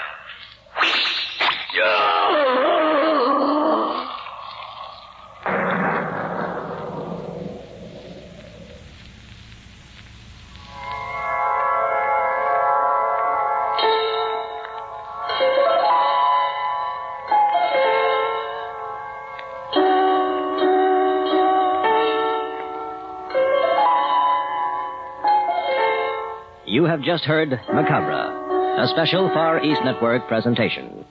Tonight's story was The Avenger. In our cast were John Buey as Dr. Hale, June Elliott as Joanne, William Verdier as Dan, and Walt Sheldon as Professor Maringo. The great Cardona was Milton Radmilovich, and Airman First Class James Connolly was the hotel clerk. Technical supervision by Airman First Class Larry Dooley, with sound patterns by Airman First Class James Connolly. This is Air Force Sergeant Al LePage speaking. Macabre was written and directed by William Verdier.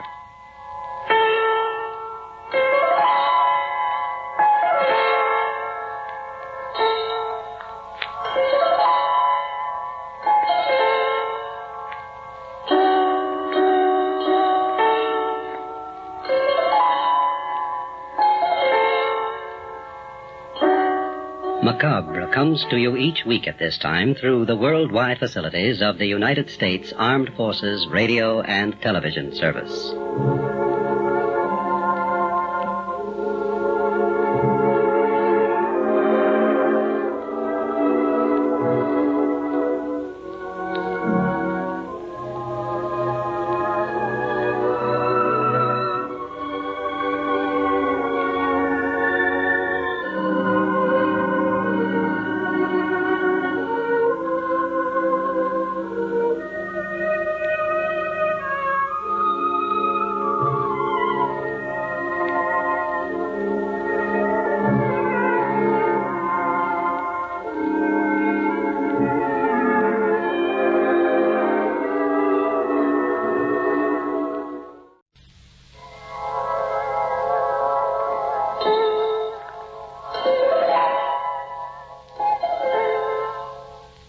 Man lives in a world of time and space.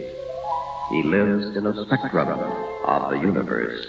When he ventures beyond this limit, he is in the unknown, a realm where strange forces are brought into play. When man attempts to misuse these forces, he is sometimes destroyed. This is Macabre.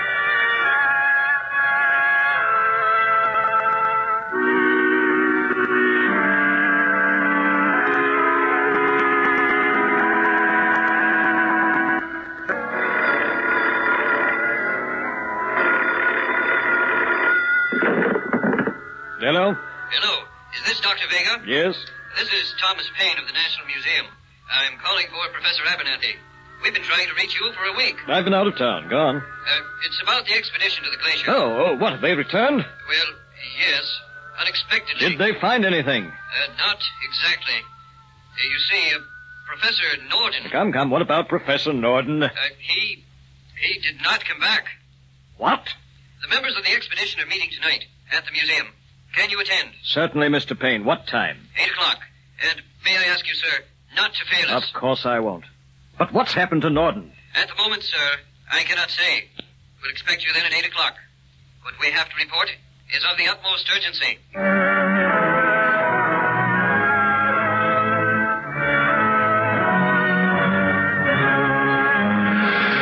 Now, gentlemen, a simple expedition to the Arctic, and you come back whimpering like children. Now, really, what do you expect me to think, Professor Abernathy? Please be seated, Dr. Vega. Thank God you've come. You know Thomas Paine of the museum? Yes, he telephoned me. And my associate, Craig Taylor. How do you do, Mr. Taylor? Good evening, Doctor. Now, what happened to Norden? It's hard to explain. Professor, either he came back or he didn't. Which was it? He did not. That thing in the other room. Not yet, Paine. Thing? What thing? Before you see it, Doctor, it will take explanation. What do you think I am, a child? You believe I'm too naive to know the facts? Let me refresh you. I backed your expedition. My father disappeared in those wilds 5 years ago and was never found. Professor Norton thought he knew the route, that he could find some trace, but you return without him, cowering like a pack of whipped puppies. Now, speak up, gentlemen. What happened? Have patience with us, Dr. Vega. We have stumbled upon something we do not understand. Something that has cost the life of Professor Norton, and may not stop there. Well, go ahead. Tell me the full story. We had camped for the night on the glacier. The next morning we noticed a fissure in the ice. A passageway large enough for a man to crawl through. In the ice, we could see the frozen body of a dog. It wasn't one of ours. I thought it might have been one of your father's. Norton decided to crawl into the fissure to investigate. Taylor remained with me. A storm came up suddenly, and when we called out to Norton in the passageway. Professor Norton, have you found any trace? Professor! What do you make of it, Craig? He's been in there 15 minutes. Do you think he's all right? I don't know. We haven't heard from him since he left us. With the storm blowing, a fissure isn't exactly a safe place to be. Danger of an avalanche. Better warn him. Professor Norton! There's a storm! Let's get out of here! No answer. Got a flashlight? It's dark in there. Yes. Come on, we better look for him. Fissure doesn't appear too old. No, perhaps only a few days old. Otherwise, there'd be a heavy layer of snow on the bottom. I hope that ice overhead is solid. Any kind of slide would bury us. Pitch black now. I didn't realize the passage was this deep. What's that ahead? Huh? It's like a rock, where the glacier meets the mountainside. A few more feet and we'll be there. Why, it looks like the entrance of a cave. Norton must be inside. Certainly took a chance going this far by himself. Shall we go in? We have no choice. Look, it's not a natural cave. You're right. The entrance is a carved arch. Solid quartz. Do you recognize the symbols? I've never seen anything like this before. Quite a find, Craig, and by coincidence, too. If that fissure in the ice hadn't opened here, it might have been lost forever. How old would you guess it is? Impossible to tell. We've got to find Norton. Hand me a light. I'll go first. Professor Norton! Professor! Looks like an ancient crypt. Tarnished urns, ornate carving. Unhealthy atmosphere, Craig. I don't know what we've stumbled on, but from the past I know nothing about. Where could Norton have gone? Seems to be the only room. He's got to be here. I'll move the light around once again, slowly.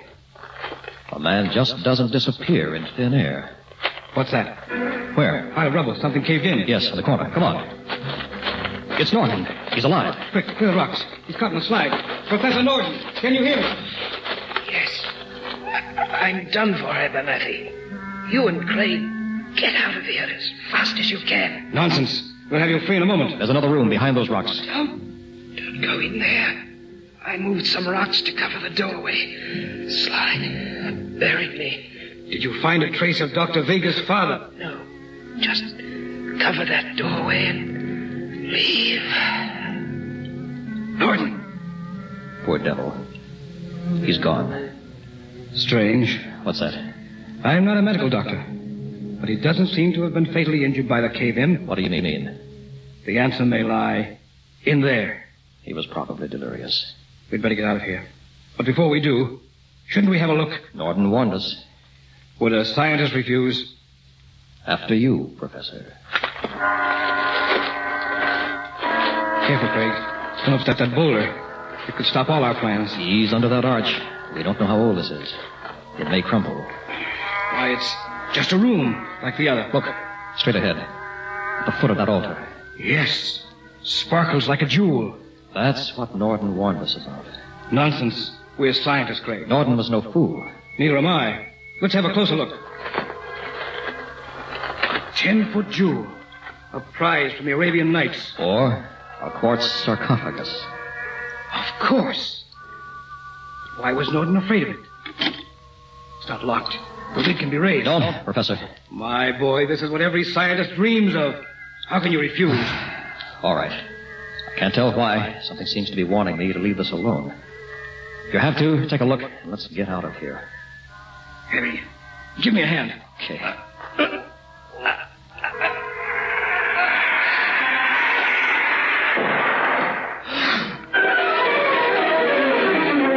What was it? What did you find in the sarcophagus, Professor Abernathy? Will you follow us, please, Dr. Vega? Wait. It might be better to destroy it. Mr. Taylor, you can't do that. Yes, I know. The museum. You might remember we have financed your exploits for many years.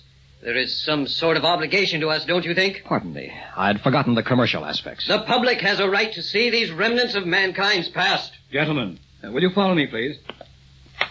Frankly, we are at a loss to make it out. It is entirely beyond the range of my experience. In the center of the room, if you will. The quartz sarcophagus. Well, what are we waiting for? Open it. I hope we don't regret this. Help me, Craig. Okay.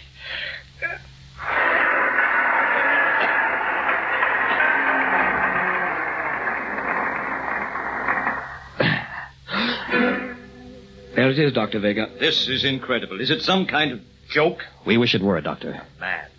A crystalline man, perfect in detail, even to his thumbprints. It's fantastic. What do you think, Mr. Payne? I haven't had a great deal of time to research it. However, I can't link him to any period of recorded history. He is not prehistoric, as he resembles modern man. His clothing is well tailored, though of a design I've never seen. He looks 45, intelligent and scholarly. He doesn't have the appearance of death. The strange part is, instead of flesh and blood, he seems to be pure crystal. Is it possible the man could once have lived? And if he could, what forgotten tongue, lost in the antiquity of time, would he speak? We may know tomorrow. How do you mean? I believe that by some process unknown to us today, this man is still alive.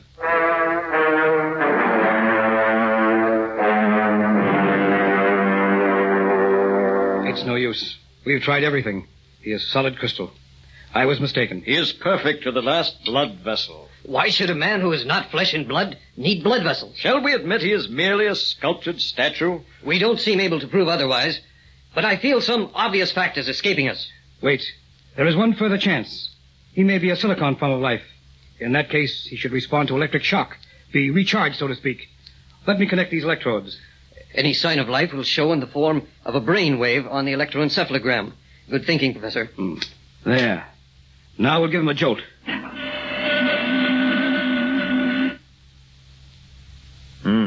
Nothing. Try it again. Not a thing. Look, an eyelid moved. No, Payne, you're mistaken. Nothing moved. Professor, did you see? No. If he's alive, it's in a form unknown to us. What will you do with him? You financed the expedition, Dr. Vega. You call it. But, gentlemen, the museum... Mr. Payne, can't you forget that place? Does every scientific discovery have to go on display like a bargain in Gimbel's basement? Well, I only assumed the body would have to be disposed of somewhere.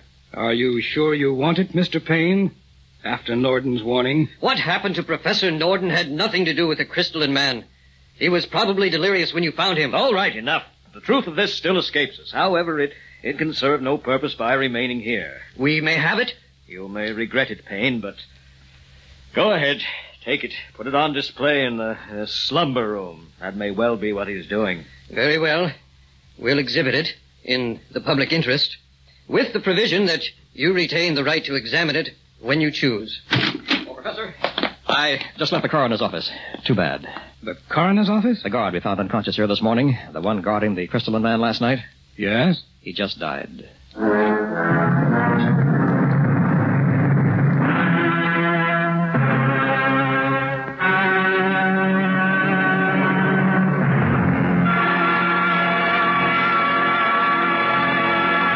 Act 2 of The Crystalline Man will be heard in a moment.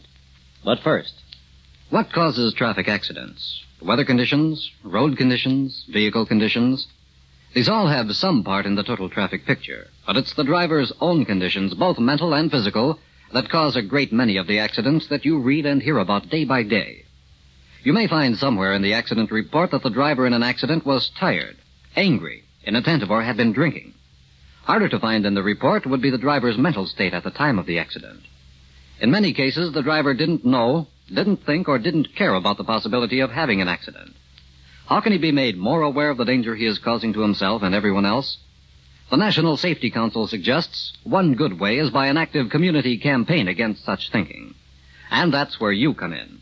Our community and our local safety organizations need your active support. Let's all accept our responsibility to join the fight for life and help save lives. And now, Act 2 of The Crystalline Man.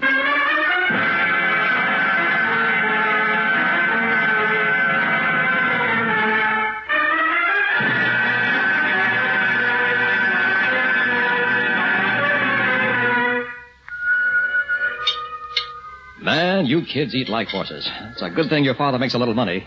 Takes it all just to feed you. Great. Now stop it. When you were their age, you had some life in you, too. There's plenty of life left in this old boy, Mary. Hey, Dad, when you quit laughing, can I ask you a question? Go ahead, Jimmy. Try me. After supper, can I go over to Ralph's a while? And can I go too, Daddy? Now, wait a minute. Both of you? What's going on? Ralph's got a new turtle. You children run along, but don't be out late. Oh, boy. Come on, let's go. Jimmy, you and Christine be careful and come home before dark. Sure thing. Bye, Dad. We will. Bye, Daddy. Wow, a couple of wild Indians. Reminds me how old I'm getting. Oh, darling, they're just little children. I wish I could be carefree like that. Craig, things are different, aren't they? Oh? How? Something's bothering you. You're imagining it. No. Ever since that last trip, you all seem worried. How long has it been in the museum? 2 weeks. 2 weeks. And 2 more. Don't go on, Mary. The police said Mrs. Locke died from natural causes. She was found the next morning by her pail and mop in the Egyptian room. And what about Gus? Faithful old Gus. Best night watchman we ever had. I know. He was old and ready to retire. But don't you think something got him, too? He was found like Mrs. Locke, dead the next morning. Mary, you'd... There's talk now, Craig. Before long, people will be afraid to go to the museum. If the police find any connection between those deaths and this crystalline man, you'll all be in trouble. It's against any kind of logic to think that. Darling, you've said so yourself. There are many things in this world we don't understand. That doesn't mean they don't exist. It means at the moment we haven't the capacity for understanding. We've uncovered the genius of some civilization long past. If the man is not a statue, he certainly isn't a corpse, then he was preserved for a reason. Professor Norton suspected right away. He was trying to wall up the crypt so we wouldn't find him when he was fatally injured. Now the crystalline man lies in the museum like some Trojan horse, harboring God knows what menace from the dawn of time. I'm sorry, Mary. It had to come out. I'm glad you said it, darling. We should have destroyed him. We couldn't bring ourselves to do it. He's so lifelike. It would have seemed like murder. You can't let things like this continue. The police have nothing to go on. But you know what's wrong. You can stop him. All I have is a feeling, a suspicion. I promise you, Mary. What, darling? If there's another death, I'll take it on myself to find out what's wrong with the crystalline man.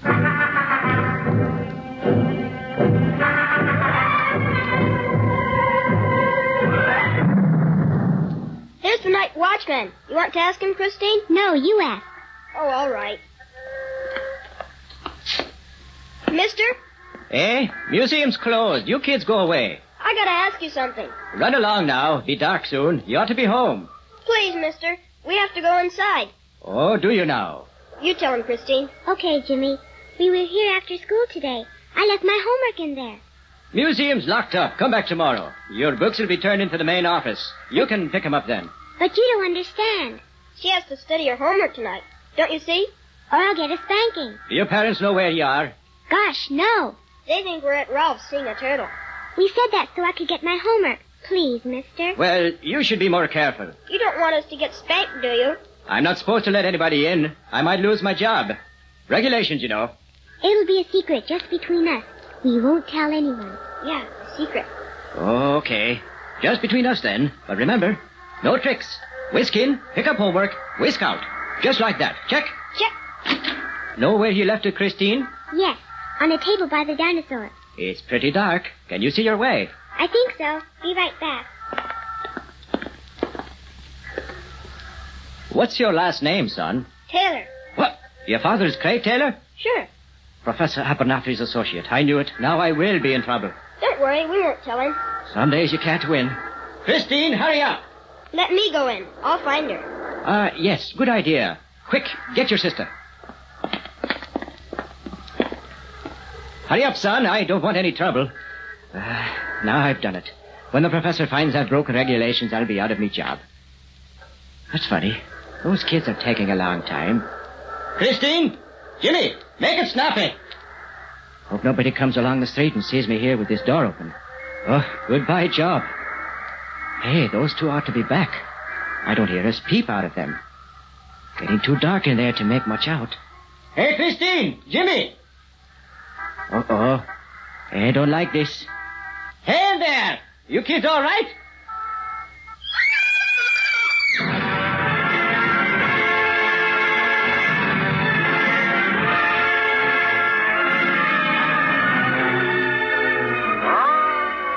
Who was she, Craig? Edna Thorpe, a cleaning woman. Please, Mr. Taylor. I hope there won't be no trouble about me letting the kids in.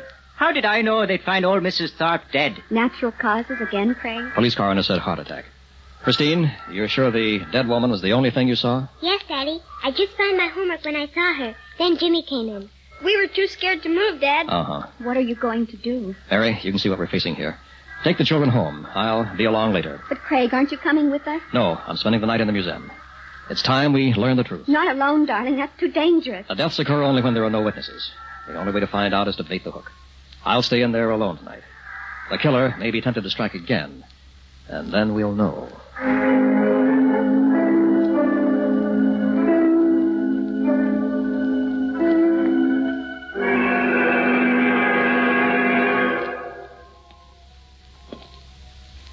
Ten past 2.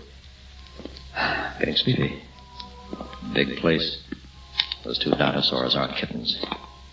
Egyptian mummies back in the East Wing. Caveman relics. And the crystalline man in the slumber room. He's a standout, all right. Attracts the crowds in that jewel sarcophagus. There he is. Almost in a standing position. Sarcophagus tilted back so he can't fall out. 6 feet of complete mystery. A man of the world, but not of this world. Question is he statue or is he real? I think Norton knew. Too bad he couldn't have told us more. The strange thing is that in this collection of relics of the past, he alone doesn't reflect some state of decomposition. The key lies there, I'm sure of it. But logic tells me our killer is flesh and blood. Wish they'd turn on more light at night. Oh, I'm sorry I sent everyone away. The place has an eerie, uncomfortable feeling.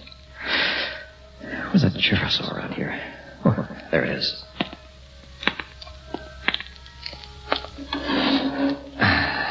Feels good to sit down. I don't think it'll hurt to close my eyes for a moment. I've been over every inch of this place. Safe enough, I guess. Could be coincidence. Those people who died were all old, including Norton. Oh, boy, I'm getting sleepy. Maybe a little cat nap wouldn't hurt. Just a little one.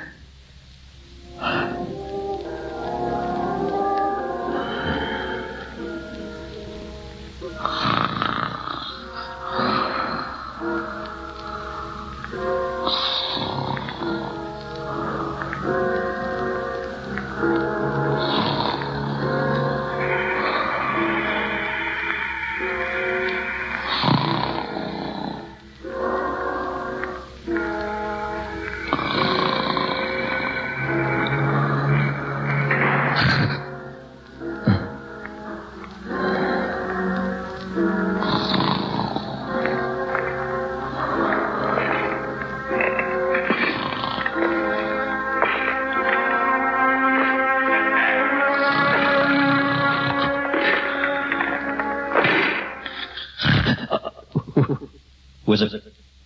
Shadow standing over me. How could anyone have come there? Can't see in the dark. Something is going to hit me, but... Stop! Who are you? Beyond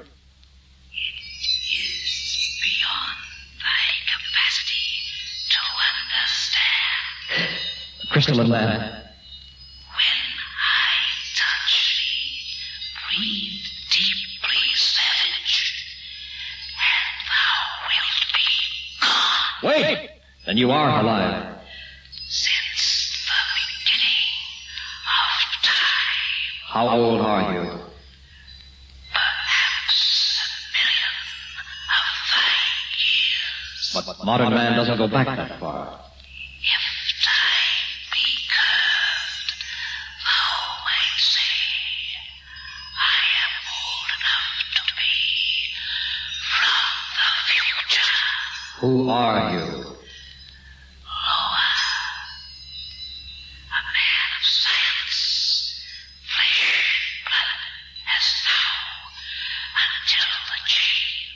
Change. I made the transition to silicon crystal, a higher form of life, free from disease, free from radiation sickness. Then a catastrophe befell my people. I was encased in quartz and buried in the mountainside where I lay, fully awake, for eons of time. We are also men of science. Perhaps we can get together. Savage, barbarians, we are eternity apart. Why haven't you risen before? This form of life is like a battery. It I see. With the life force of others. Thou speakest well, savage. So that's what Norton knew. Revive him and there'll be no stopping him. Thou knowest too much, savage. What is thy saying? To the victor goes the spoils. I will touch thee, and thou wilt be gone. No! Stand still. It will be painless. Just a touch, and I will be of strength to begin my work. Don't come any closer. Fear me not, savage. I'm warning you. Where can thou escape? The wall is behind, and I am before thee. Keep away from me. Now, savage, I shall smite thee to death. Mary! I'm all right. I couldn't let you stay alone. I hid over there. What happened to him? That scream, high enough to shatter crystal. You saved my life. Look, the man of 1,000,000 years at our feet in 1,000,000 pieces.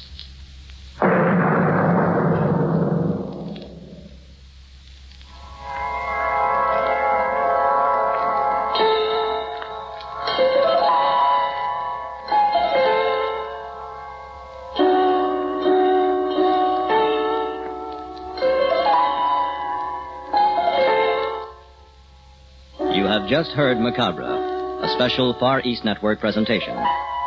Tonight's story was The Crystalline Man. In our cast were John Buey, Milton Radmilovich, Walt Sheldon, Army PFC Alan Frank, William Verdier, Mitzi Hennessy, Christine Verdier, James Sheldon, Air Force Sergeant Al LePage. Associate Director was Carolyn Johnston. Technical supervision by Hiroshi Ono, with special sound patterns by Airman First Class James Conley and Air Force Sergeant Bob Eddy. This is Air Force Sergeant Al LePage speaking. Macabre was written and directed by William Verdier.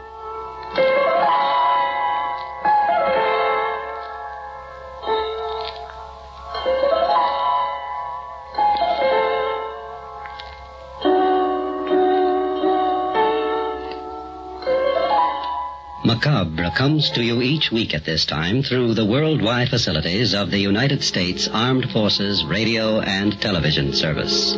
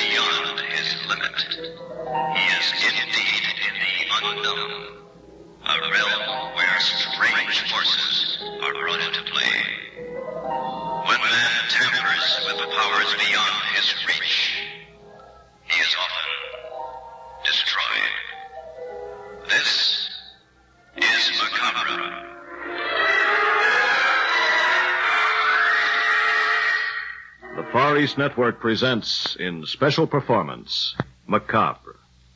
Tonight's story, The Edge of Evil. As I came closer, collar turned up against the storm.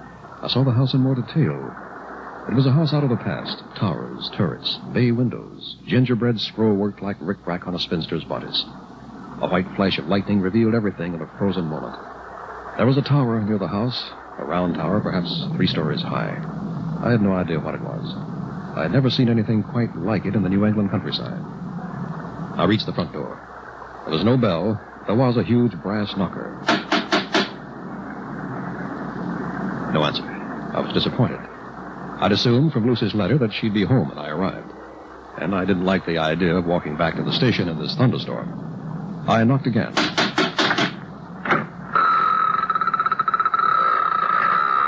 The door opened slowly. A creature stood before me. It was difficult to think of him as a man. He was twisted, ugly, distorted. His eyes were bright, and they fastened themselves upon me like sharp pins. Yes? I'm Jerry Mayer. You're not Professor Narvik, are you? No. Isn't it obvious? Is the professor here? Is Mrs. Narvik here? Come in.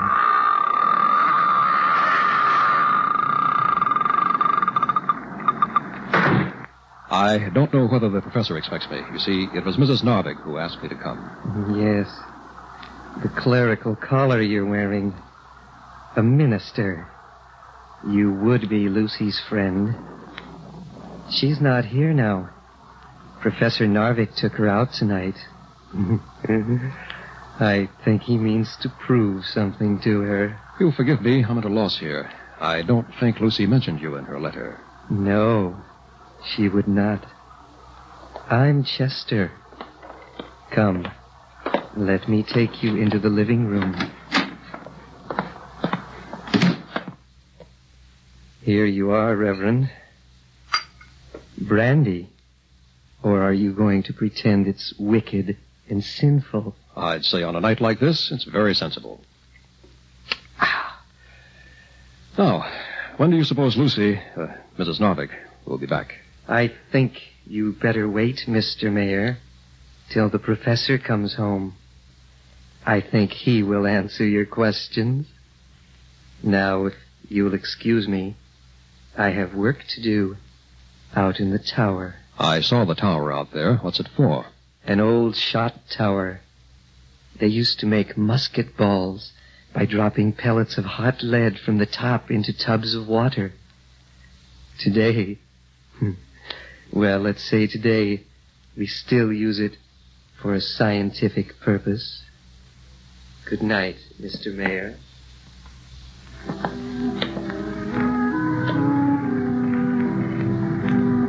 As I sat there in that huge old-fashioned living room, I suddenly became aware of some strange presence. What I felt is almost impossible to describe. Not sound, not sight, not touch. It was feeling, pure inner feeling. There was something evil in this room. I wanted to rise. I couldn't. I wanted to scream. My throat was paralyzed. The room began to spin. An evil force swirling tornado-like all about me. The edge of blackness. The edge of evil. I opened my eyes. I was in the same chair. I don't know how long the blackness had been all about me. A dim face swam in front of my eyes. Then suddenly, it took form. Jerry Mayer. Oh, Jerry, I'm so glad to see you, even if I did find you fast asleep. Oh, yes, sleep. I must have dozed off. I'm sorry, Lucy. Nonsense, Jerry. Don't apologize. You're here. That's all that counts. Yes, I guess I am. But I expected to find you when I came in. I know, Jerry. I should have been here. Richard insisted I go with him to a lecture. It was very dull. Where is Richard, Dr. Narvik? Oh, he'll be here in a moment. He wanted to see Chester out in the tower. You said you were in trouble, Lucy. What kind of trouble? Could we wait till tomorrow? If you like. I'll run upstairs now and freshen up. Make yourself at home, Jerry. I'll try to. There was something wrong here. Something wrong with the house. Something wrong with Lucy. As I took a few aimless steps in that old living room, a figure suddenly appeared in the door. A tall man of 45 or so, lean, dark, saturnine. I needed no introduction to know that this was Dr. Narvik, Lucy's new husband. Good evening, Mr. Mayor. Lucy has told me all about you. You'll forgive me if I fail to show enthusiasm. Ordinarily, an old friend of Lucy's would be welcome. What disturbs me, I'm afraid, is the reason you've come. That would make you pretty perceptive, Dr. Narvik. I'm not sure of the reason myself. It's clear enough. You are here because of Lucy's ridiculous superstitions. I'm here because she seems to be afraid of something. Let us state the case correctly. Because she imagines she is afraid of something. She thinks there is some sort of apparition, some sort of evil presence in this house. She may have reason to think it. Allow me to correct you. There is nothing that has not been explained, or at some future time will not be explained. I do not expect you to agree. But Lucy is my wife, Mr. Mayor. I will not have my wife in the grip of savage superstitions. I see. And now, since I have some difficult research tomorrow, If you'll excuse me, I will take some sleep. Good night, Mr. Mayor. Good night, Dr. Narvik. Maybe we'll both see things differently in the morning.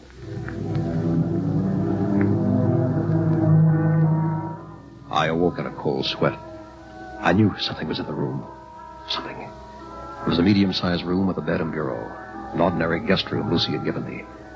The window was open, but there was cloud cover, and it was pitch black. I could see nothing. There was no lamp, but I had left my lighter on the bedside table. If I could just make a little light, I'd feel better. I reached for the lighter. And something put the lighter in my hand.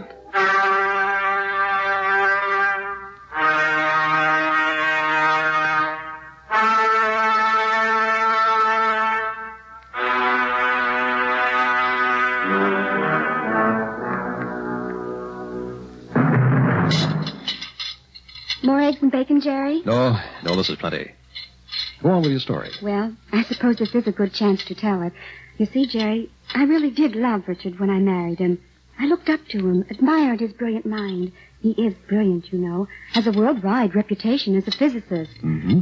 Go on. Well, Dick bought this old house because it was near the university, and because it was a bargain. You see, it's supposed to be haunted. And do you really think it is? Jerry, you know why I really called you, don't you? Because you needed help.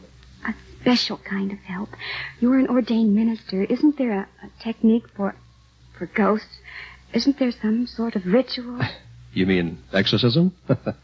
Yes, there is such a thing. I've looked into it. Ceremony dates from medieval times. Bell, book, and candle. But it should be used only in extreme cases.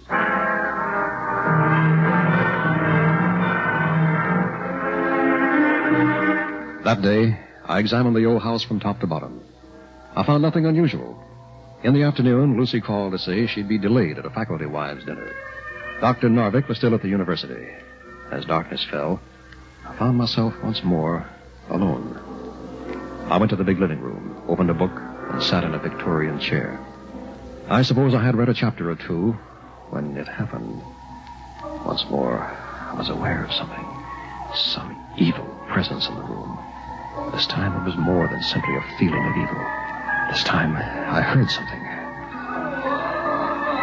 It was a human voice. But what kind of human? Couldn't say. I rose, began to look all around the room. I looked in every corner. The walls, to the ceiling. All the doors and windows. There was a small closet in one corner of the room. I stepped there and opened the closet door. A human skull stared out at me from the closet. From its grinning mouth came the horrible sound of someone in pain.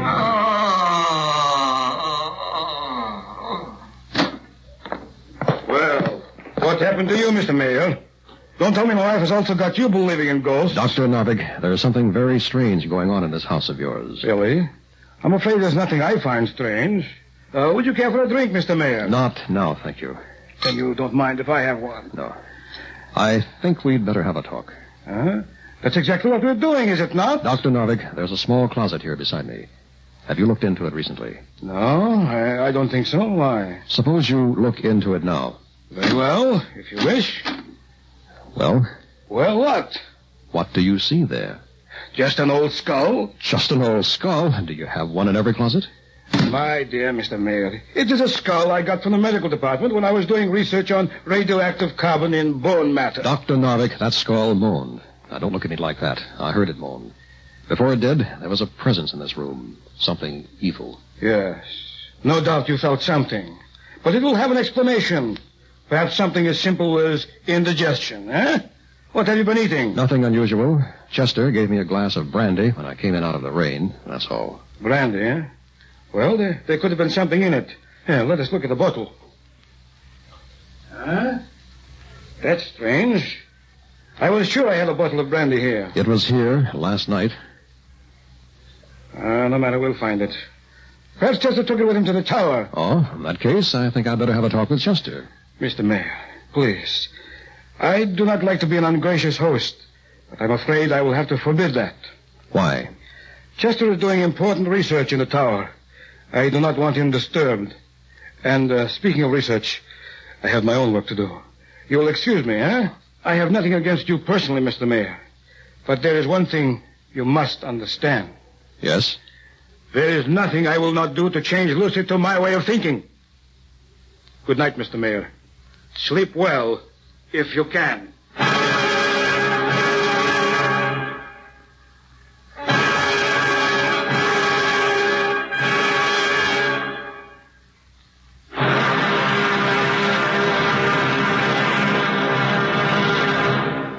Act 2 of The Edge of Evil will be heard in a moment.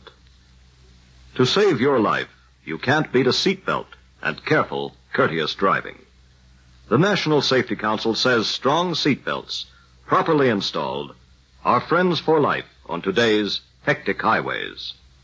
Now, Act 2 of The Edge of Evil.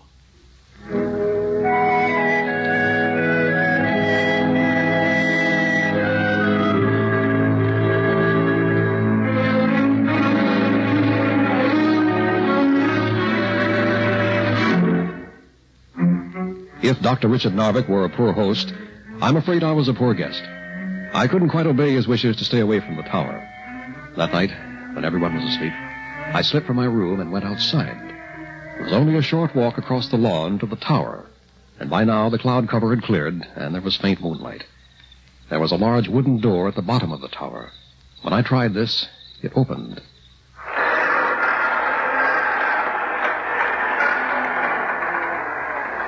I was at the foot of a ladder. There was nothing but blackness above. Suddenly, as I stood there with my eyes straining at the darkness, I began to hear voices somewhere above. I won't let you get away with it any It sounded as though two men were arguing. like that. I did my best to listen, but it was impossible to make out all the words. No one else will have you. You admit it.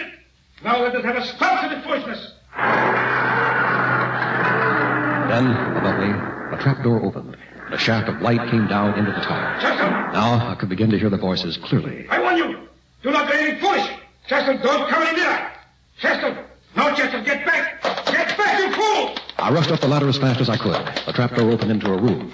Chester, no! I think that'll take care of him for a few moments, Dr. Narvik. You have a very strong punch for a minister, Mr. Mayor. Well, I suppose I must thank you for saving me. As I seem to remember telling you not to come here to the tower. Some sort of electrical equipment. Now, look here, Dr. Narvik. I think it's time you explained a few things, and explained them honestly. Wait. Chester is coming around. Oh, yes. Here, Chester. I'll give you a hand. Come on, get up. You hit me. Yes, I did. And I think it kept you from murdering Dr. Narvik. Yes, that's true. I'm sorry. I knew what I was doing, but I couldn't help myself. Why would you want to kill Dr. Narvik, Chester? Chester, do not answer that question. What are you hiding, Narvik? It's none of your concern. Chester, think. What happens to you if you do not have me? All right. I will say nothing.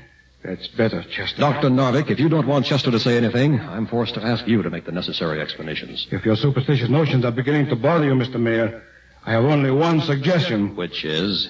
That you leave this house in the morning. You are no longer a welcome guest.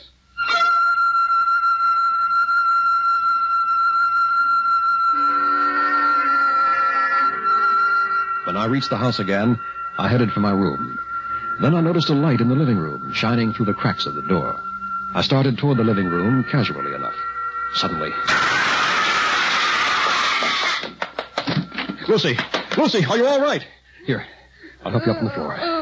It's all right, Lucy. You're all right now. Take it easy. Here's some water.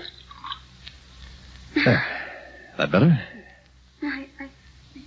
Jerry, what happened? I heard you scream and rushed in. I found you lying here on the floor.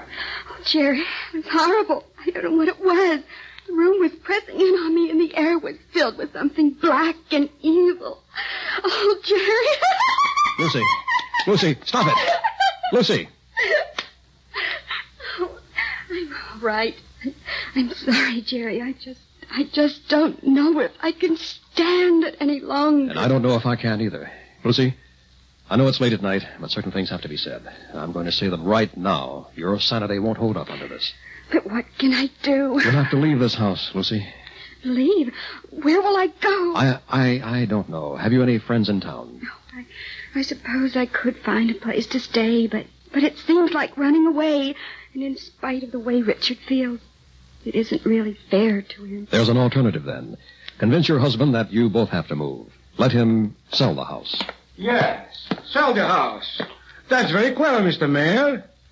You know very well, of course, I would never sell this house. I'm afraid I don't see anything logical in keeping Lucy in this house. Not if you love her. But you're mistaken, Mr. Mayor. Every act of mine has been the most logical possible behavior. And now, I'm going to prove it to you. To both of you. Richard, I don't understand. You will in a moment. Care to have a drink with me, Mr. Mayor? No, Lucy? I don't thank you. Very well. I'll have one for myself, if you'll excuse me. You see, Mr. Mayor, I am a scientist. Throughout history, scientists have been destroyed by superstition. I find it unbearable that my own wife should be superstitious. I decided to prove to Lucy once and for all that what we call mysteries, spiritual matters, may invariably be explained in terms of the real and physical world. I'll be interested in that proof, too. Of course, Mr. Mayor. Incontrovertible proof. Scientific proof. You are familiar with scientific method? I know it well enough. It has its uses, and at times, its dangers. We shall see. I wonder if both of you will return to the tower with me. If you wish. Richard, do we have to go out there? The tower, it frightens me. I think this time, my dear, you'll find that the tower will merely educate you. Come.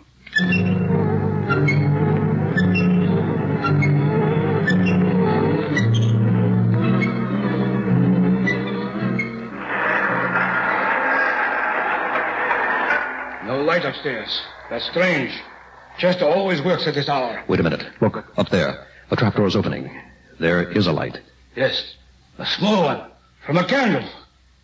Why would he be using a candle? Richard, shouldn't we go back to the house? Be quiet, Lucy. Chester! Are you up there, Chester? Yes, I am up here, Dr. Norwick. Don't come any further. Chester, what kind of nonsense is this? I'm not going to live this way any longer. I've left a letter. It tells everything. Chester, what are you talking about? Look out, Dr. Norwick. I'm coming down. No, Chester, don't jump. Chester, wait. I've made up my mind. No, Chester. Oh,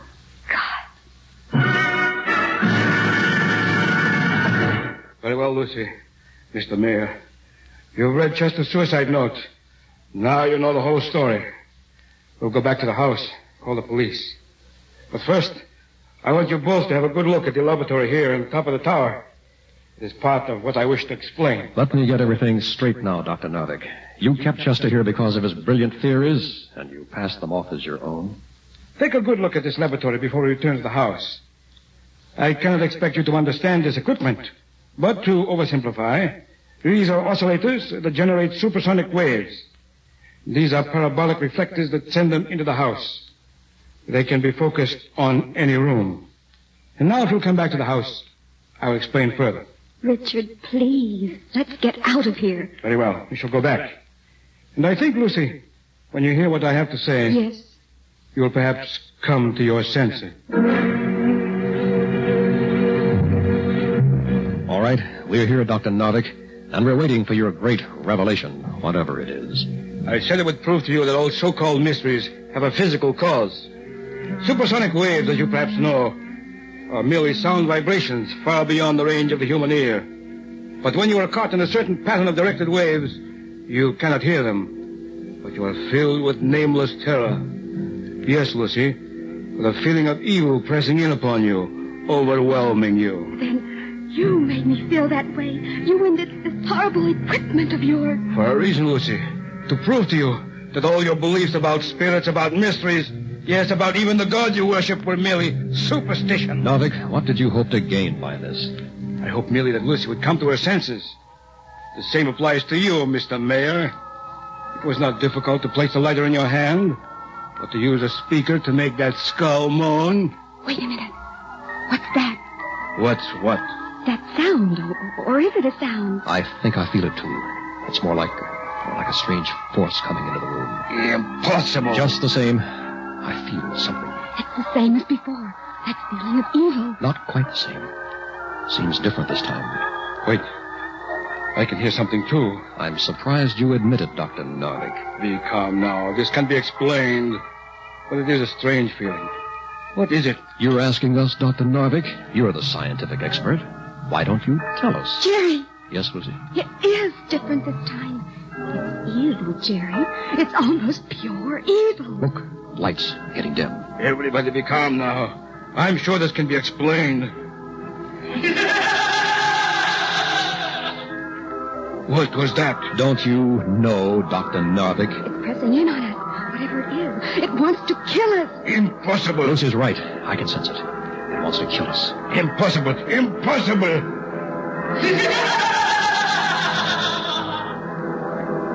Could it be that you created something in spite of yourself, Narvik? An apparition? A ghost? No. There are no ghosts. Ghosts do not exist. But this exists, whatever it is. It not only exists, but it's here to kill us. Quick, let's get out of here. All of us. Wait. I cannot move. What do you mean? Something holding me here. Some force. I cannot move. Nonsense. Here, let me help you. Jerry, what's the trouble? I don't know. There is some force holding you. It's too much for me. Help me, please. Don't let me die. Lucy, I don't know what's happened here, but there's only one thing left to do. Is there a Bible here? A Bible? What for? Lucy, please don't ask questions. Get a Bible if you can. But there's one in the bookcase. I'll get it. And a bell, Lucy. Here's the Bible. Jerry, what on the earth are you doing? The book, the bell, now the candle. Yes, just a candle. That's what you use for exorcism. That's right, exorcism. The ancient ceremony to drive away an evil spirit. But Richard just explained it was his machinery in the tower. Maybe, but maybe something else has happened now. Please, Mr. Mayor, help me. Whatever you do, please do it quickly. This evil thing pressing in. I cannot breathe. Stand back, Lucy. First, light the candle. Now, the bell. Bell, book, and candle. There's an old form to this from the Middle Ages. Not many know it. I can remember the words. Help me.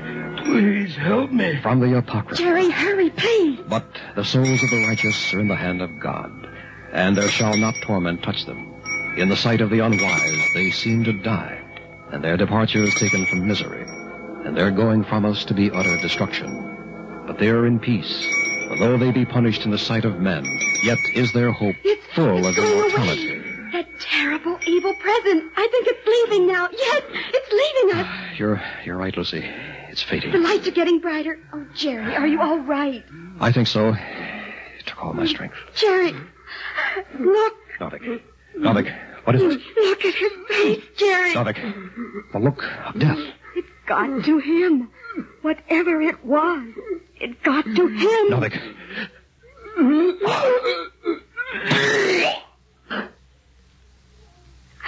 No, Richard. Easy, Lucy. Is he? No pulse. Oh, no. First Chester, now your husband. There's death in this house, Lucy. He killed himself with that horrible equipment of his. It wasn't the equipment, Lucy. What do you mean? I looked at that equipment before we left the tower. Carefully. Jerry, what are you trying to say? All the wires were cut, slashed, all the connections.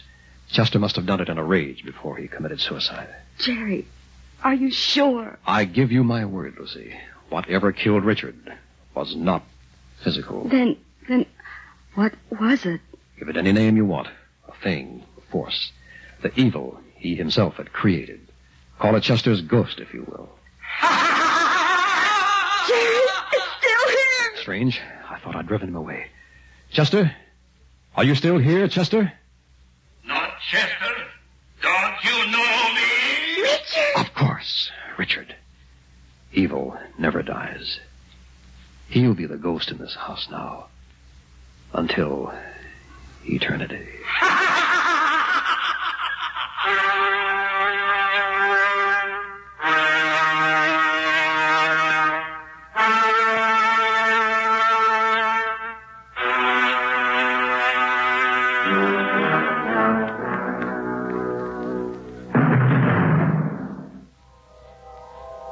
You have just heard Macabre, a special Far East Network presentation. Tonight's story, The Edge of Evil, featured John Buey as Dr. Narvik, Mitzi Hennessy as Lucy, Milton Radmilovich as Chester, and William Verdier as Jerry. Technical supervision by Hiroshi Ono, with sound patterns by Airman First Class James Connolly. Tonight's Macabre was written and directed by Walt Sheldon.